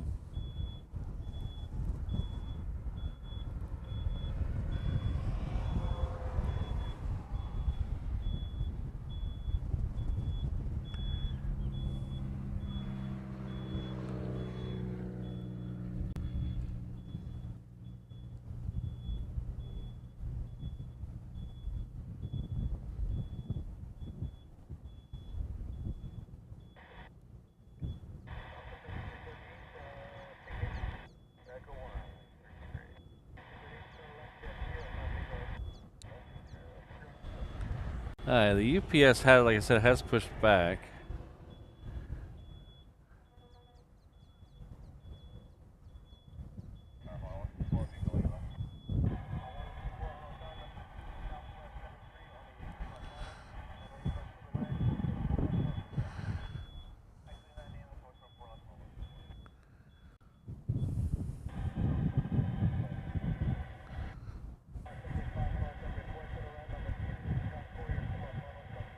Thanks, Michael. To keep an eye out for the coming off the Raptor den over there.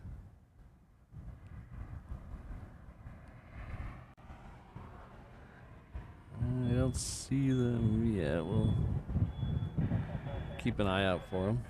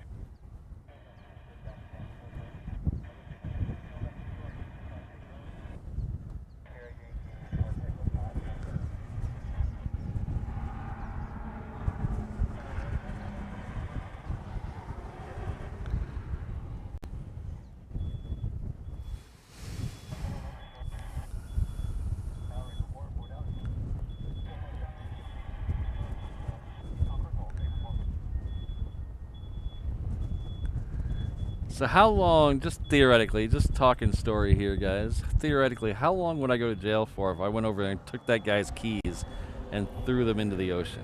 Just that's a ballpark figure, you know. I don't need exact time, how many years, but I'm trying to figure out if it's worth it.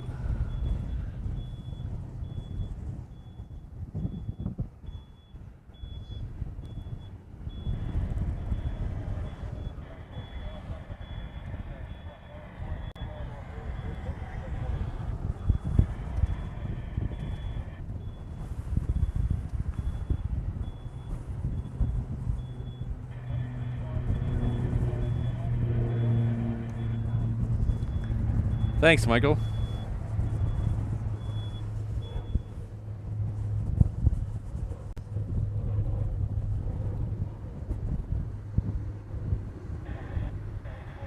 A year?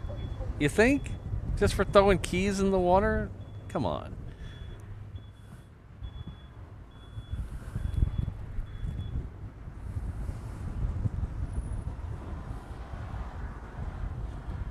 I have a bunch of character witnesses on my behalf.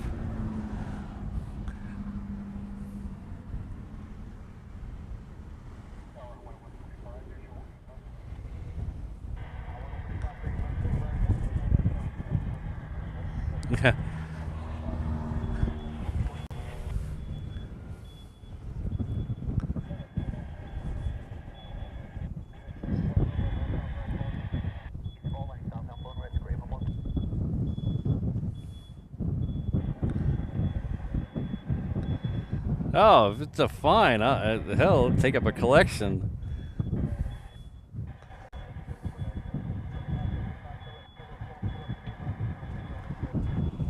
What if I ask him to come in and then take the keys? It's only petty theft then, right? Ooh, there's another ticket reference if you guys are still listening. In petty theft.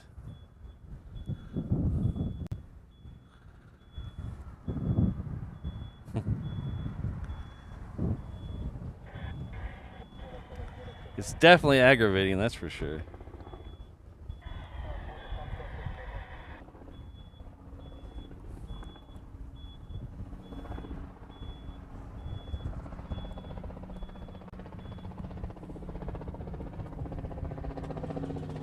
Alright. We're gonna flip over here because I don't see anything else directly coming in. And I think the F-22 should be next.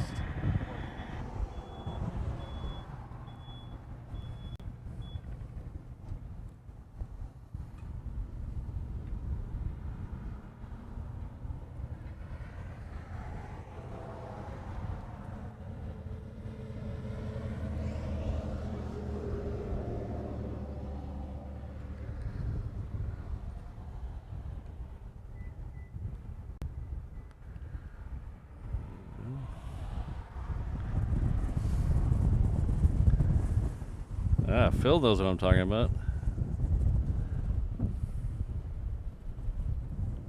Oh, there they are.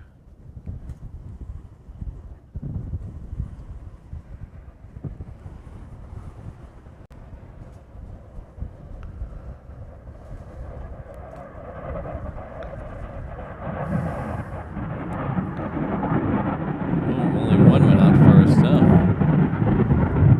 Oh, there's the other one.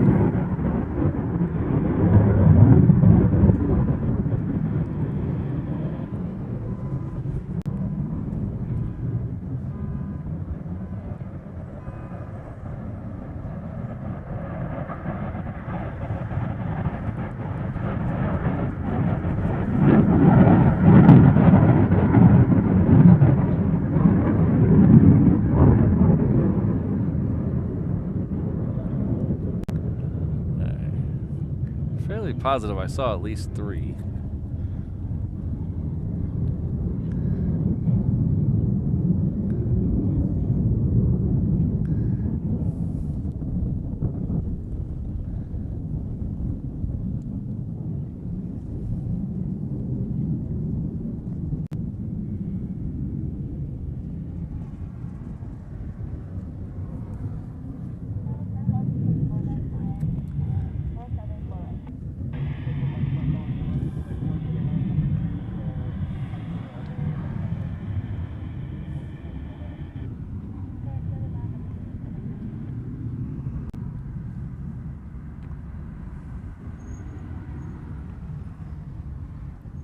very big ship coming out of Pearl Harbor.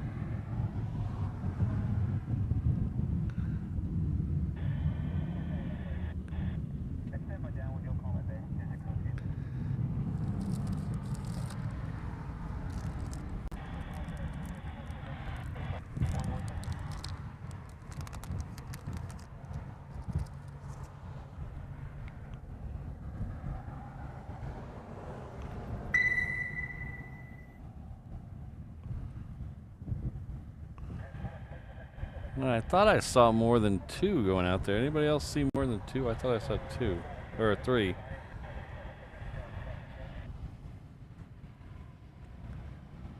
See, when you start, yeah, when you start throwing those felonies around, it's not worth it. I'd pay a fine, but I'm not going to jail for it.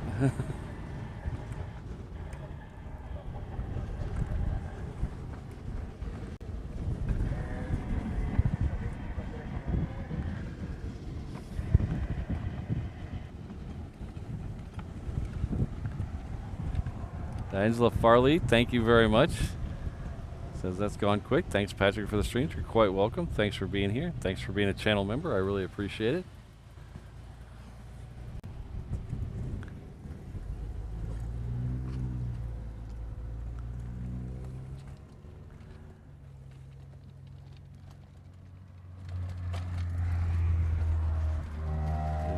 So, 2, I guess?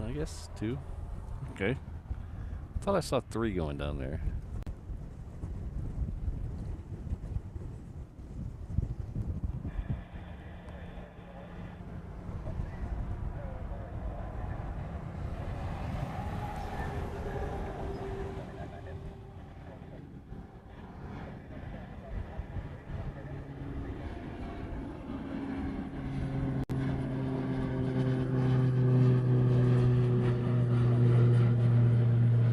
Oh, thanks, Ian. Oh, Mark, too. Thank you very much. I think a C-130 coming out of Kalialoa over there, John Roberts Field.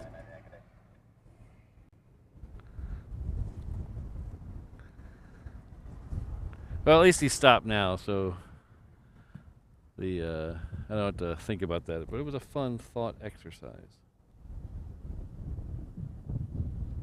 That's all it was. If the police are listening, it was a thought exercise. Ooh, National Air Cargo. I saw that one on Jet Tip. That came in at like 3 this morning, Michael, and I was hoping it would go out while we were here. Legalized Shemp, I think that was coming out of Kalialoa, out of John Roberts Field.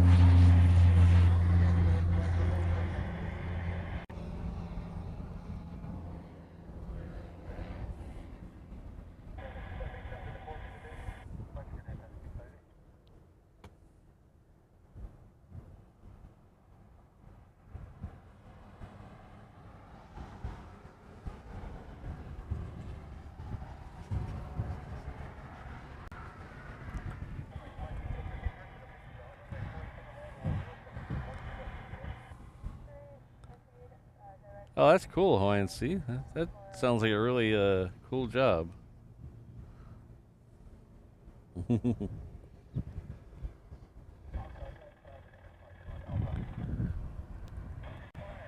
Yeah, Art, I like seeing all the varieties of that one that come through here. We had an AC-130 come through here the other day. It's kind of rare out here.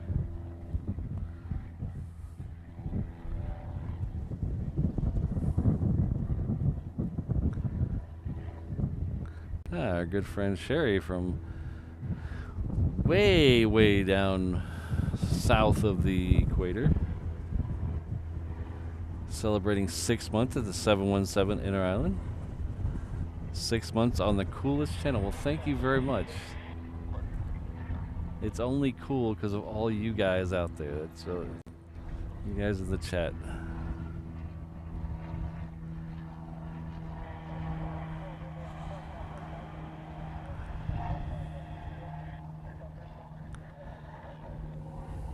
You know, John, I think it is. Let's look on Jet Tip.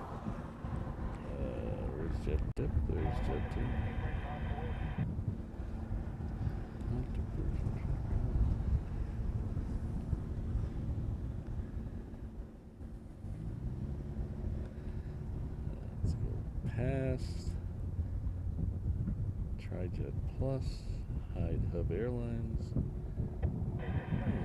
Weird, doesn't have it on there anymore.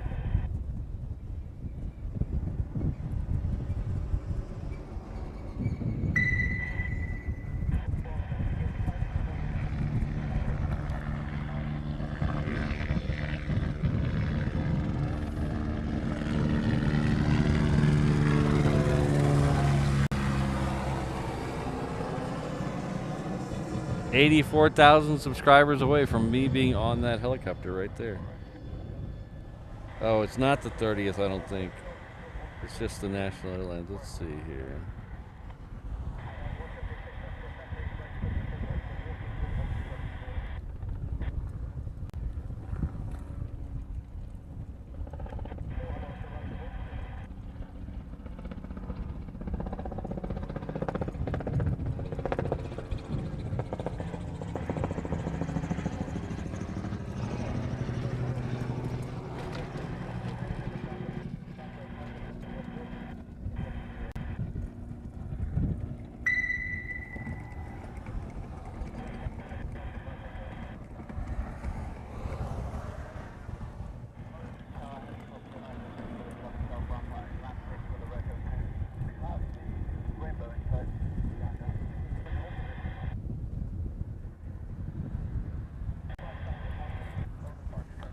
Alright, so let's catching up on a few things here. I'm missing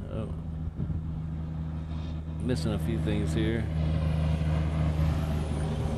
So we got Sherry, thank you, Sherry. Bullet 850. Used to jump out of C-130s many years ago. I hope your knees and back are okay. But thank you very much for being here at the 717 level for 7 months. Thank you very much.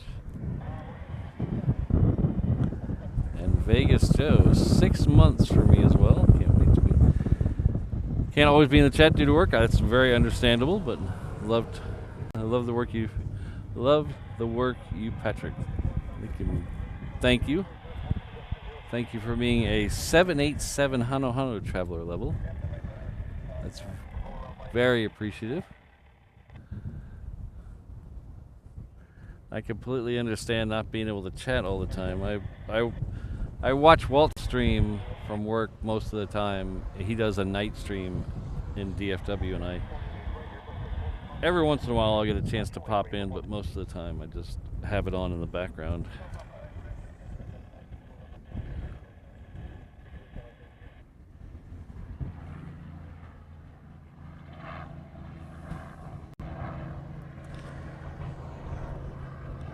We're waiting on this end because there should be a Delta rolling any second now.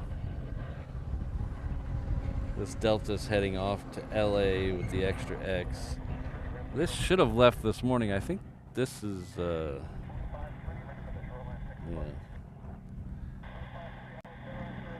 It's scheduled for 7 a.m.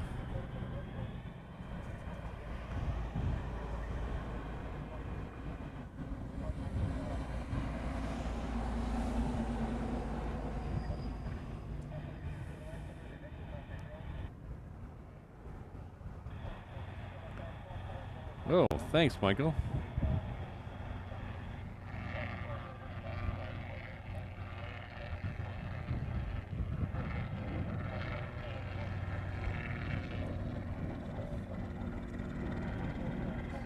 Knees are jacked. I'm sorry to hear that.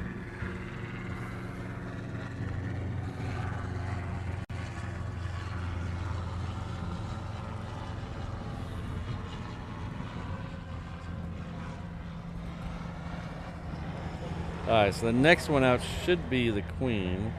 We have a lot of stuff lit up on Hickam right now. Let's see if we can see any of it. I don't know if we can see. Oh, there's a helicopter right in front of us. Let's take that.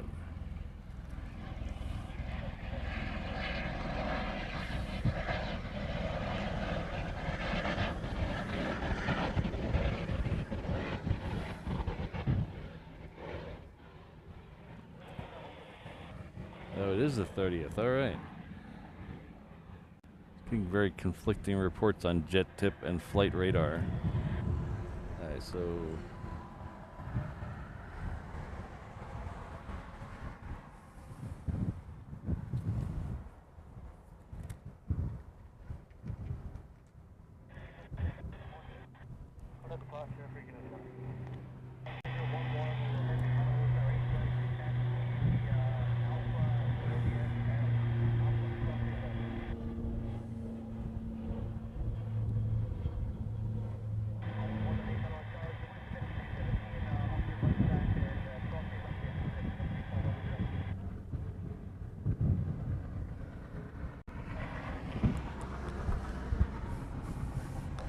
It's the most stuff I've seen lit up on Hickam at one time in a long time.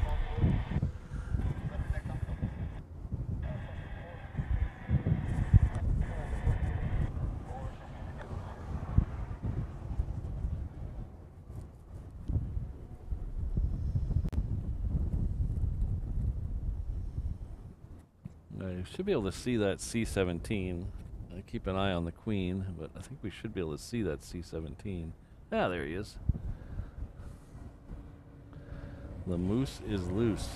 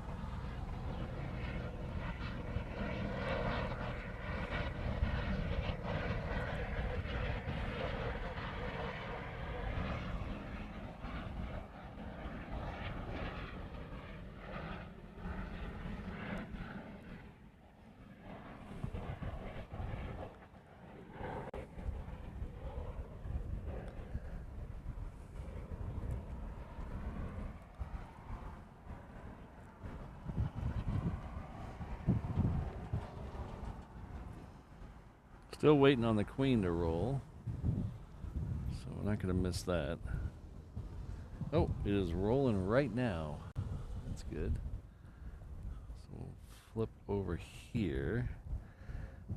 Jane, I'm sorry, I don't know what time the Atlas is leaving.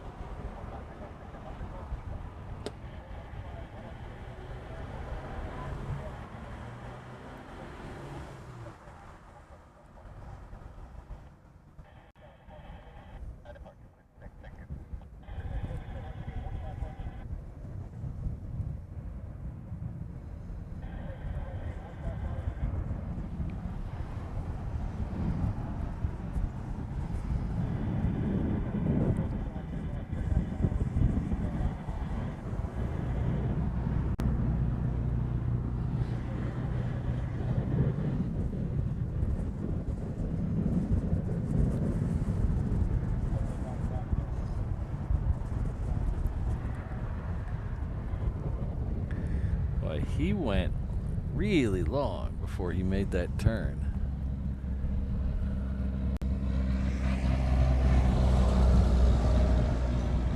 Oh, thanks, Ian. Oh, hopefully we'll get it in the show.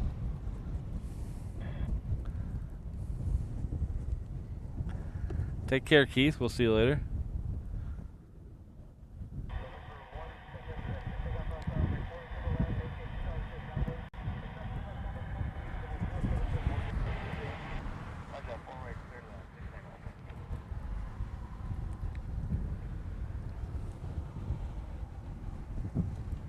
That was a quick flight, 10 minutes.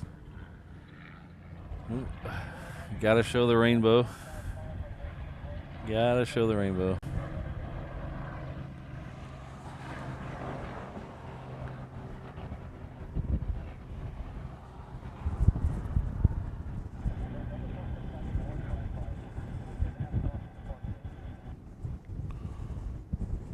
He's still he went behind a sign, so I gave up on him, but he's still out there.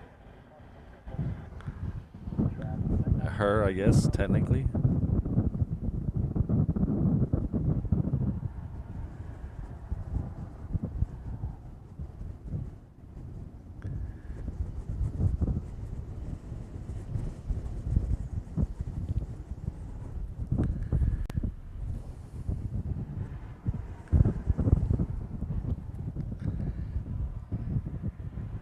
Right now it's showing me there's a C-17 and a 717 down there. I don't think any more fighters. Like I said, most of the fighters, not most, a good chunk of the fighters are off island right now at that exercise in Australia.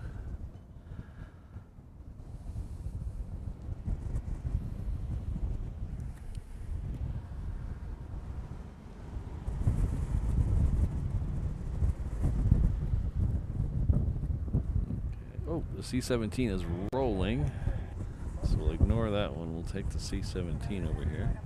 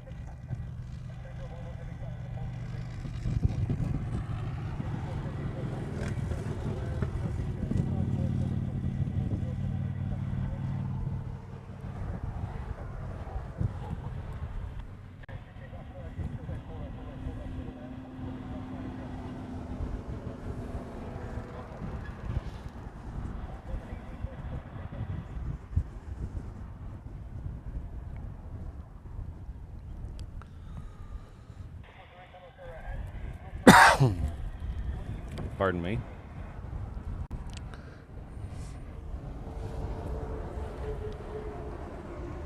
Let's see if we get that C-130. Should be able to, oh, there it is right there.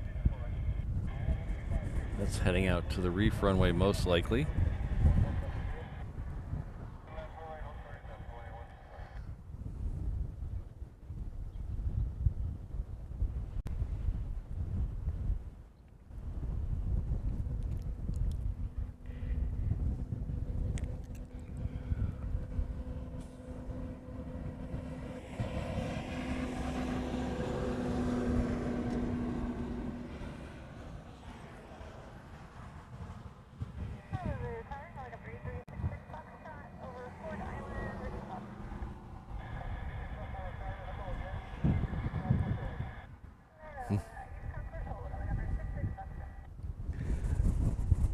Yes, there's a reason it sounds like Pink Floyd.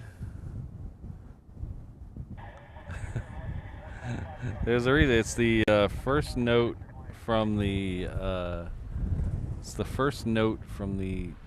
song Echoes.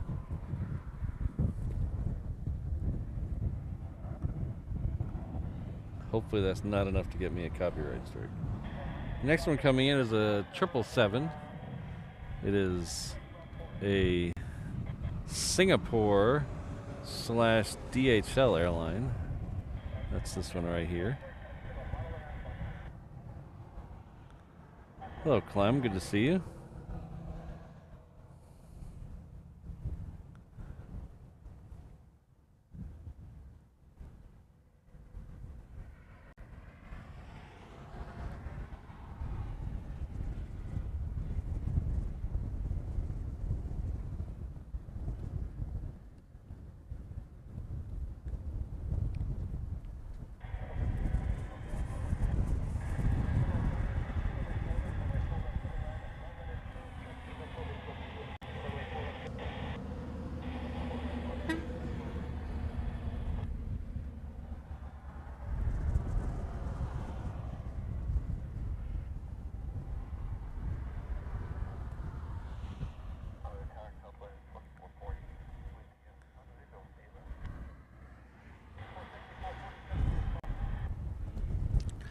So we have roughly, I say roughly because you know how I am.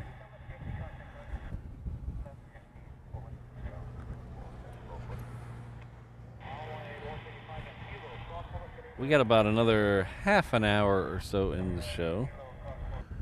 Hopefully we get these last two queens in there. That would be a good way to end the show.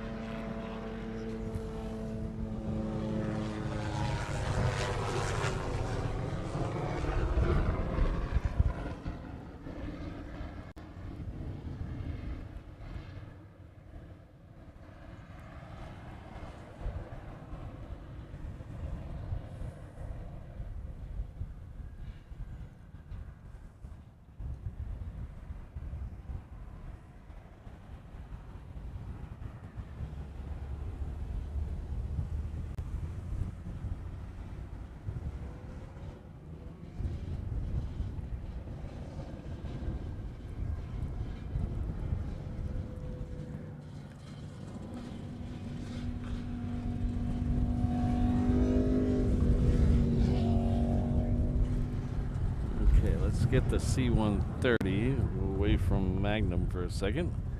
There it is. Wow, this thing rotates so fast.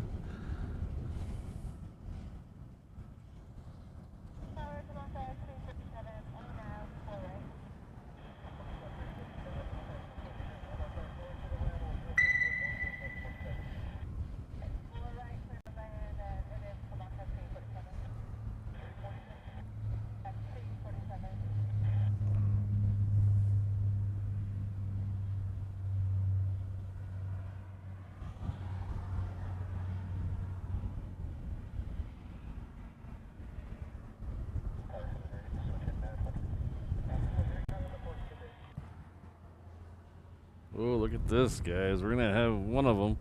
It's on the move. That's the National 747. It's coming off the Hickam ramp.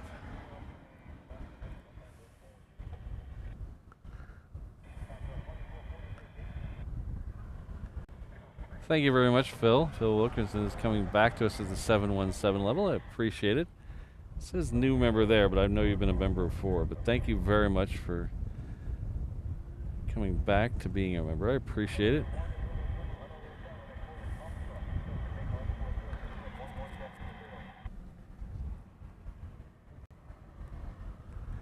Someone will be by with your pog drink very soon. Thank you very much, Phil.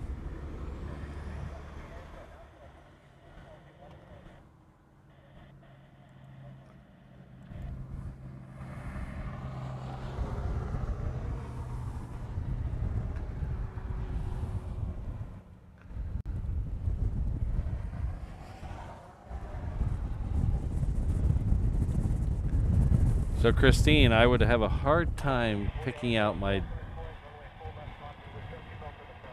desert island, only have one CD for the rest of my life kind of deal, but Metal would be right up there and one I would consider. That is an amazing album. What I love about Metal is, to me, and I don't know about other people, but to me, that's the turning point in Pink Floyd. That album, they went, that's where they figured it out. Because I love the stuff before then, you know, the soundtracks and Music from the Valley and Piper at the Gates of Dawn and Saucer Fly. I love that stuff too, but to me, the 70s era Pink Floyd is the best.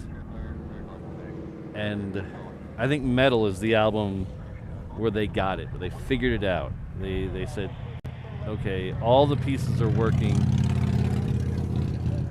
Because I am a Roger guy. I love Roger Waters, but I also firmly believe that the band couldn't have been the band without all four members. So that's the album, I think. They all gelled. Everything came together.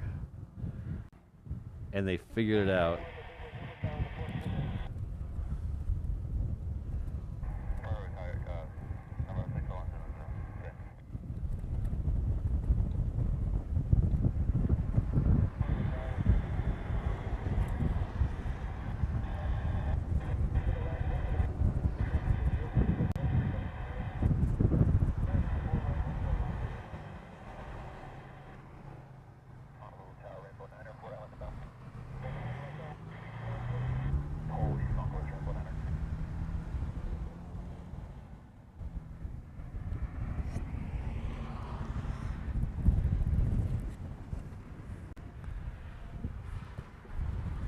Because just, well, not even a year.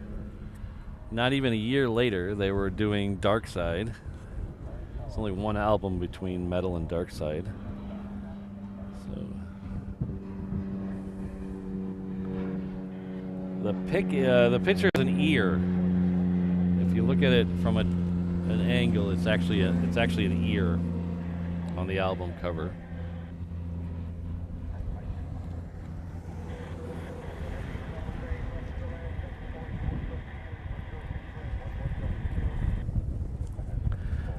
Alright, so the National is almost to the end of the taxiway.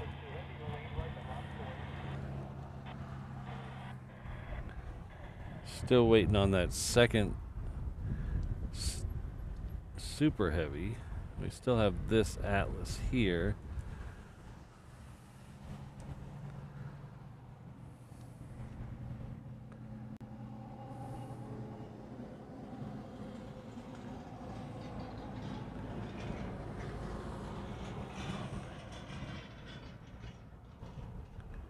Yeah, Ian, I was about the same age. I was the first time I heard Pink Floyd is I was babysitting for a friend of my parents' kid who was probably 4, 3, something like that. And I was 12 or 13. I was 12 or 13. And the older brother, who was probably 18, who didn't want anything to do with babysitting his younger brother, that's why I was over there, had the wall on VHS. And I got hooked. Every time I go over there and babysit, I get hooked watching that movie just over and over. And I finally asked the older brother, do you have a copy of this on where I can get it off just the music? And he goes, you can just go buy it. Just go buy it. And I was like, okay. So I went and bought it. And I bought the cassette tape of Pink Floyd, The Wall. And I got literally the next day we went to California on vacation. And all I did is just listen to that album for like 2 weeks straight on headphones while we were in LA and San Francisco.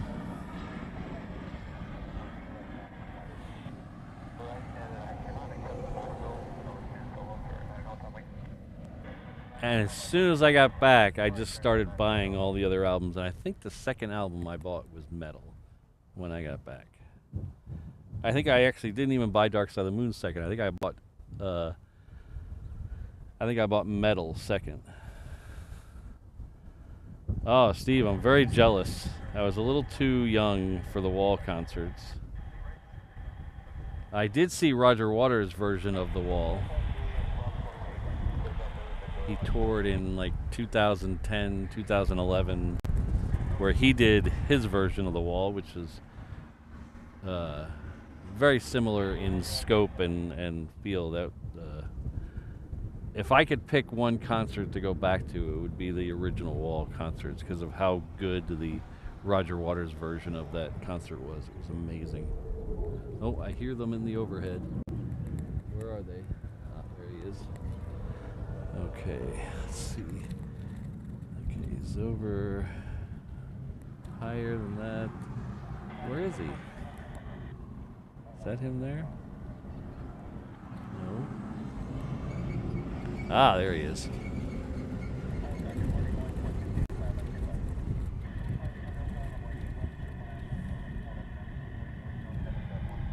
All right, we're gonna. Okay, I'm going away from them. Sorry, Queen.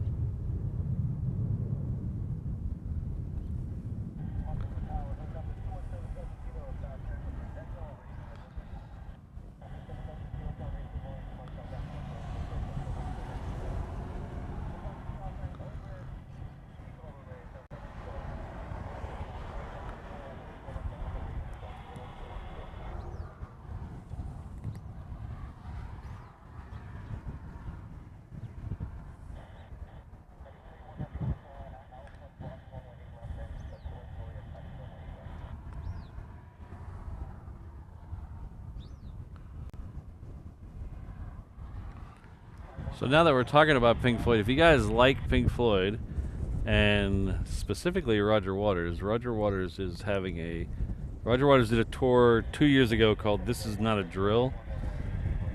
It was an in the round tour. They filmed that one of those concerts, and they're showing it in the theaters this Sunday. So they'll show in the movie theaters this Sunday. So if you check your local listings, I went and saw it last night, and I'm going to see it again on Sunday. So it was very good, especially if you're a fan of Roger Waters' solo work. There's a lot of Roger Waters' solo work in it, but it does have the hits. If you want to go see some of the Pink Floyd hits, it does have a lot of the Pink Floyd hits in it as well.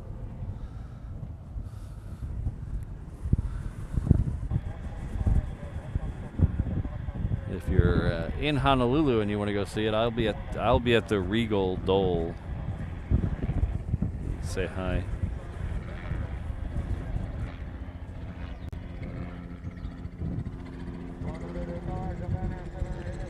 Alright, so Atlas is lit up. It's not moving yet, but Atlas is lit up.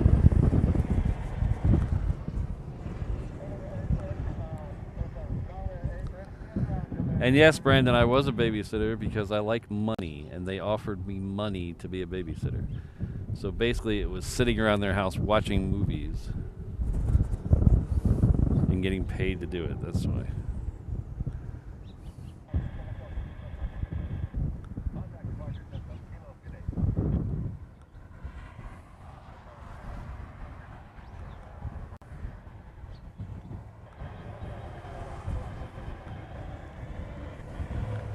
Yeah, John, I saw that one as well. That was really good. I saw that one a bunch of times. Jeez.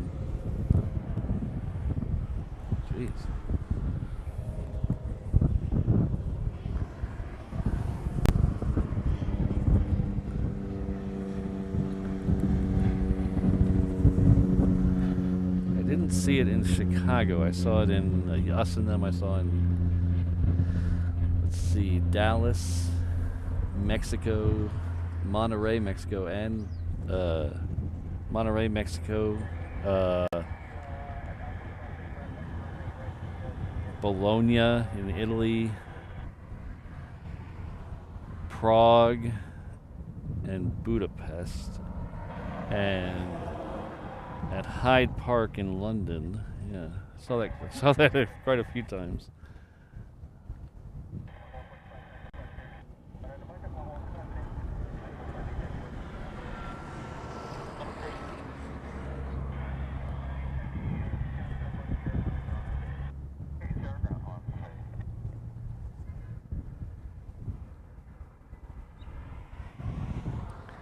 So there is a tanker in the background there.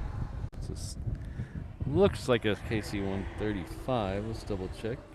It's hard to tell for me with my tiny monitor and the heat haze, but it looks like it has 4 engines.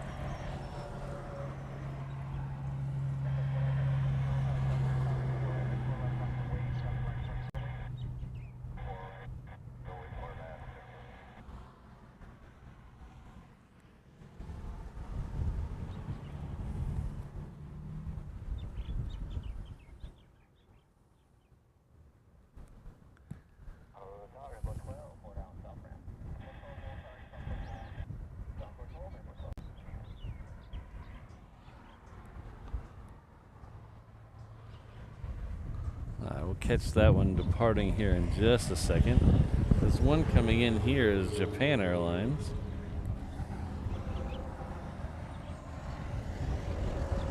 It's coming in from Narita. It's a 76.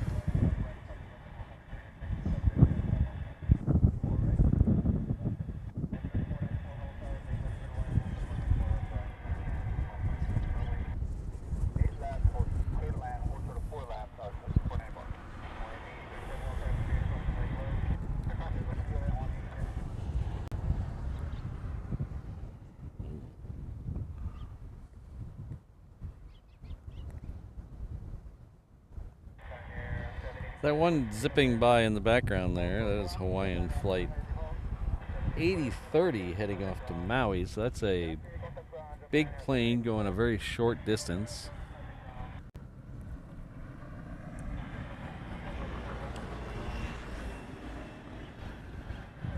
So sometimes they use these 330s on the inner island level, inner island routes for repositioning. Sometimes they're in place of other flights. I know sometimes when they have a couple of the 717s down, they use one of these to make up for those flights. So I don't know what specifically this one is. 8030 is a weird flight number, but it is heading off to Maui. Still waiting for Atlas to push back. Still waiting for that wind to die down.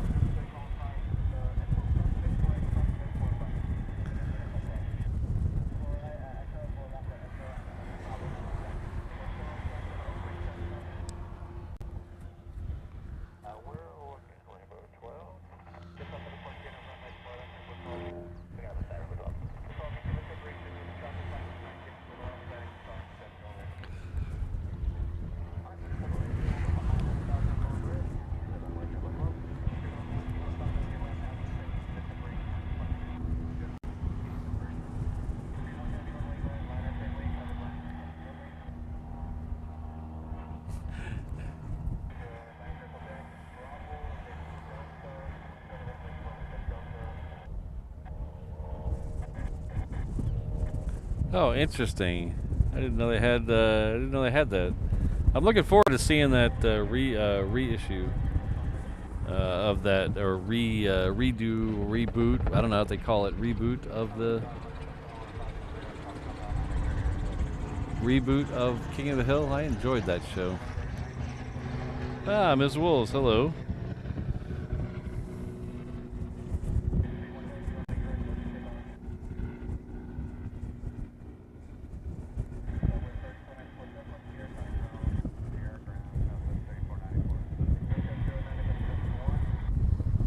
Ah, it's that, oh, there's the Colleen Barrett retro livery.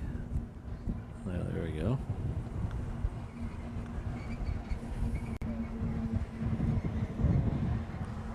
Oh. The Super just crossed over.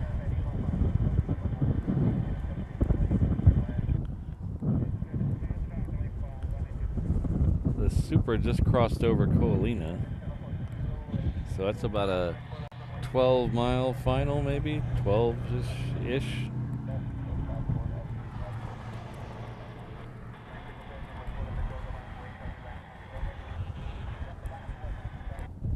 Oh, it's the Lilo and Stitch, huh? I think we saw the 321 in the last show. We haven't seen the 330 in a while. I think the 717 Lilo and Stitch is out of service right now. I haven't seen it in like 3 weeks.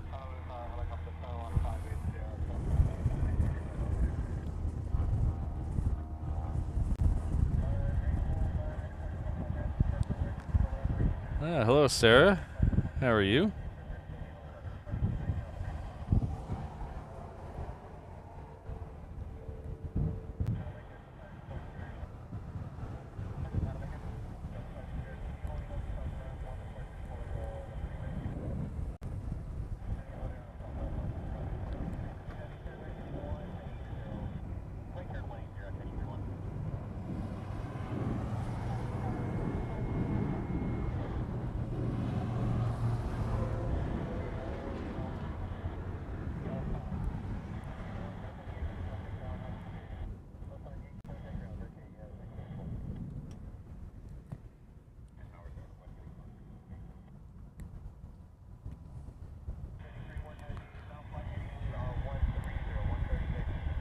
So Lilo and Stitch will be the next one out on the reef runway.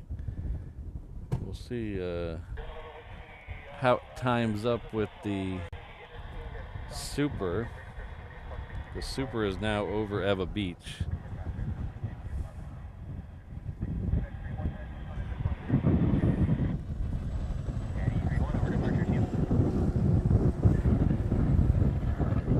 We'll try to get a shot of both of them. Well, we'll definitely get the Super. We'll try to get Lilo and Stitch.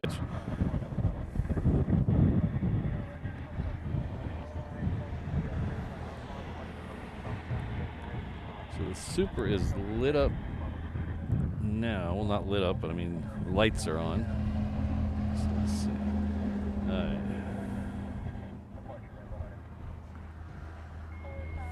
If I see Lilo and Stitch move, we'll try to get a shot of it.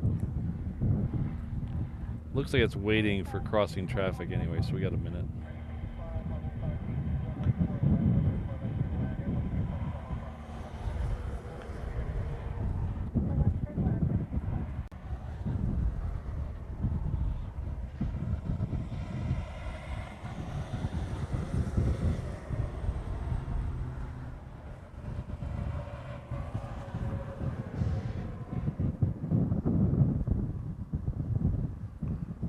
Getting close to 400 likes. Oh wow, thanks everybody.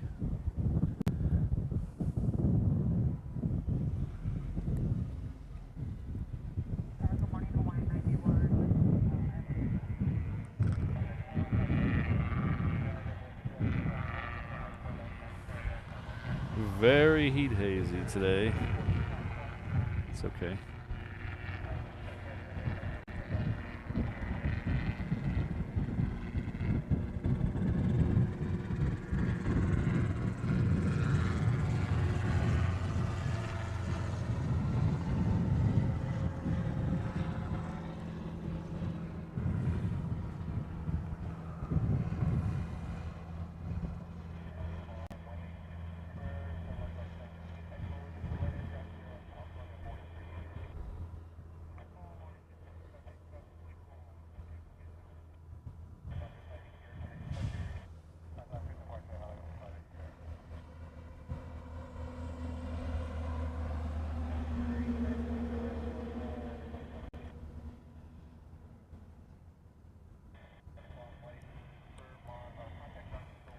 We're gonna take Lilo and Stitch just for a second. See if we can get a shot of the side of it. If it's in focus.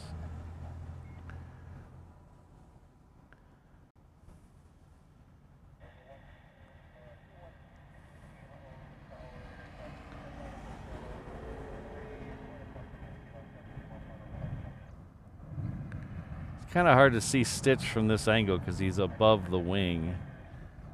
There he is. So it's Stitch with a hibiscus flower in its ear.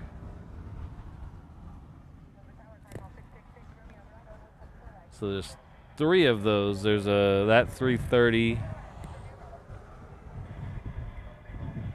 There's a 321 that has Stitch painting graffiti down the side. And then there's a 717 that has Stitch throwing the Shaka, the hang loose sign. If you're a big fan of Lilo and Stitch and a big fan of Aviation, Hawaiian is selling some merch with that on it. So if you go to Hawaiian's official store off their website, they're selling a t-shirt with the design that's on that 330, and then it's got the plane on the back, and they're also selling a model of the plane, so I think it's a 1/200 scale, the really tiny one, of that plane on their site. So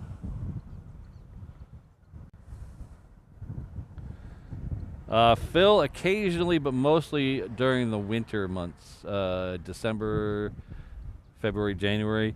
Usually this time of year, the wind is coming from the northeast about 95% of the time. So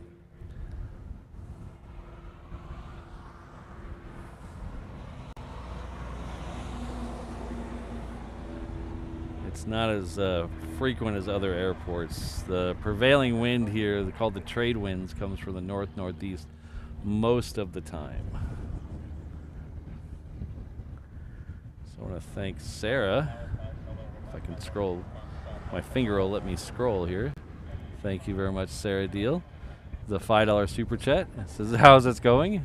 Is that a pair? I always forget. Is that a pair? But it's going well, Sarah. I hope the same for you.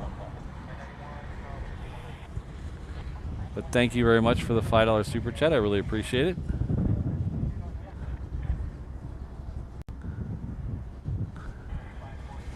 We just need to get this queen backing up, and we'd be all better. So, oh shoot, is it? Oh, it's 9:45 already? What? That just flew by. Okay, I'm gonna babble on for about another minute. We'll see. This the ANA is currently behind that Atlas Air. So hopefully, as soon as that goes, we'll start to push. I'd like to see that Atlas Air go. 10 p.m. See ya. So Sherry, Saturday we're going to start about 11 a.m. So hopefully that's not too late for you on a Saturday. So 11 a.m. here to catch the departures of the two A380s off the reef runway. So.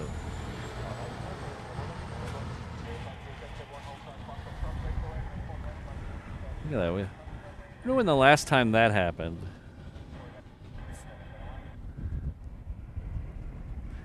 Yeah, two super heavies and a queen all at the terminal over there. That's pretty rare.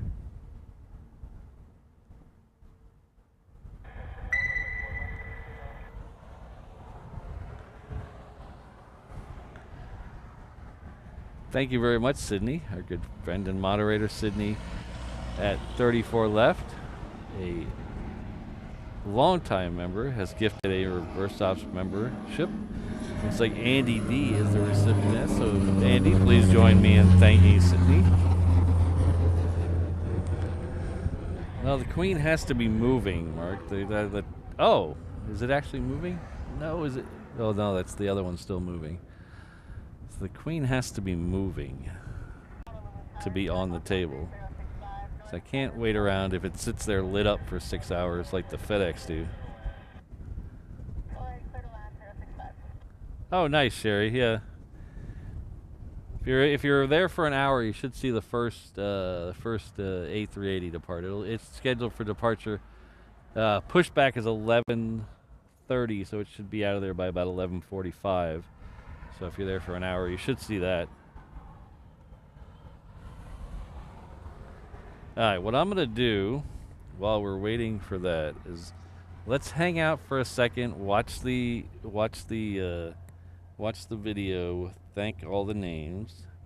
We'll come back, and if the queen's moving by then, we'll stay for the queen. If the queen's not moving, then we'll probably have to go. So we'll keep an eye on that. So everybody hang out with me through the video here.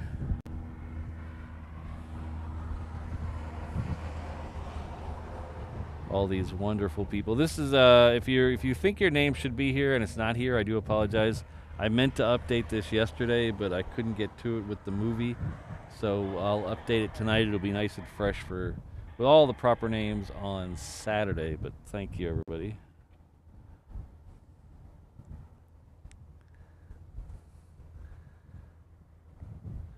So while we're watching this go by, I just want to remind you we got about 2.5 days left in the Kickstarter. So it'll end this Saturday night at 9:45 Hawaii time. So just a reminder, we're almost to the end of the Kickstarter, and I can stop bugging you about it.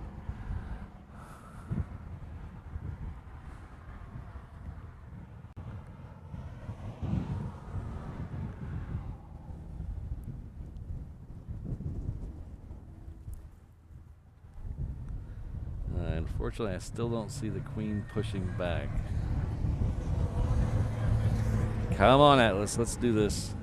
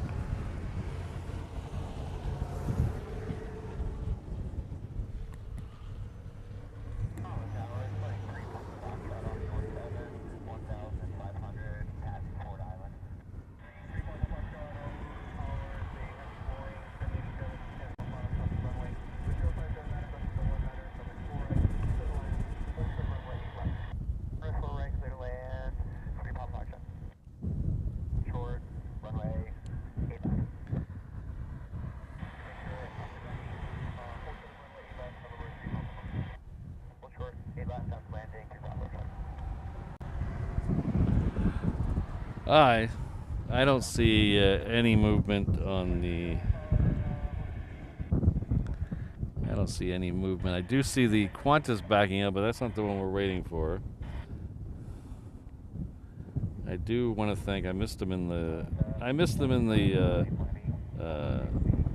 the scroll there, but I want to thank my mods nonetheless. Brad, Kristen, Miss Wolves, Rainbow Love, Sydney, Josh, O'Malley, Jane, Fire Truck, and Alan. Thank you all for being here. Thanks for all you do with the channel. Yeah, I don't see it moving. Oh well. There's always next time. Thank you, everyone.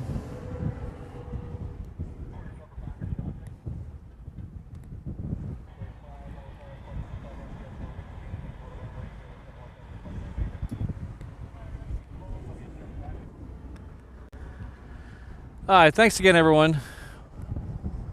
Let me lower that a little bit. I really appreciate it. It was a lot of fun today. We saw a bunch of cool stuff. We'll be back again Saturday. Don't forget, we're going to do the Banks Over the Bay location, so we'll be out about a mile that way on the small boat harbor, watching the planes bank overhead. Start about 11-ish on Saturday morning. We might go a few minutes early because I think there's a scheduled Queen for 10:40. So if that's still scheduled, we'll go a few minutes early for the Queen. But thanks, everyone. One last look to see if she's backing up, and she is not backing up. All right, so thanks again, everyone. It's been a lot of fun today. Thanks for all your support. Everything, the internet works smooth today. I'm super happy about that. So we'll see you all next time. Have a great rest of your Thursday. Have a great rest of your week. Be good to each other. Be good to everyone. Aloha, everyone.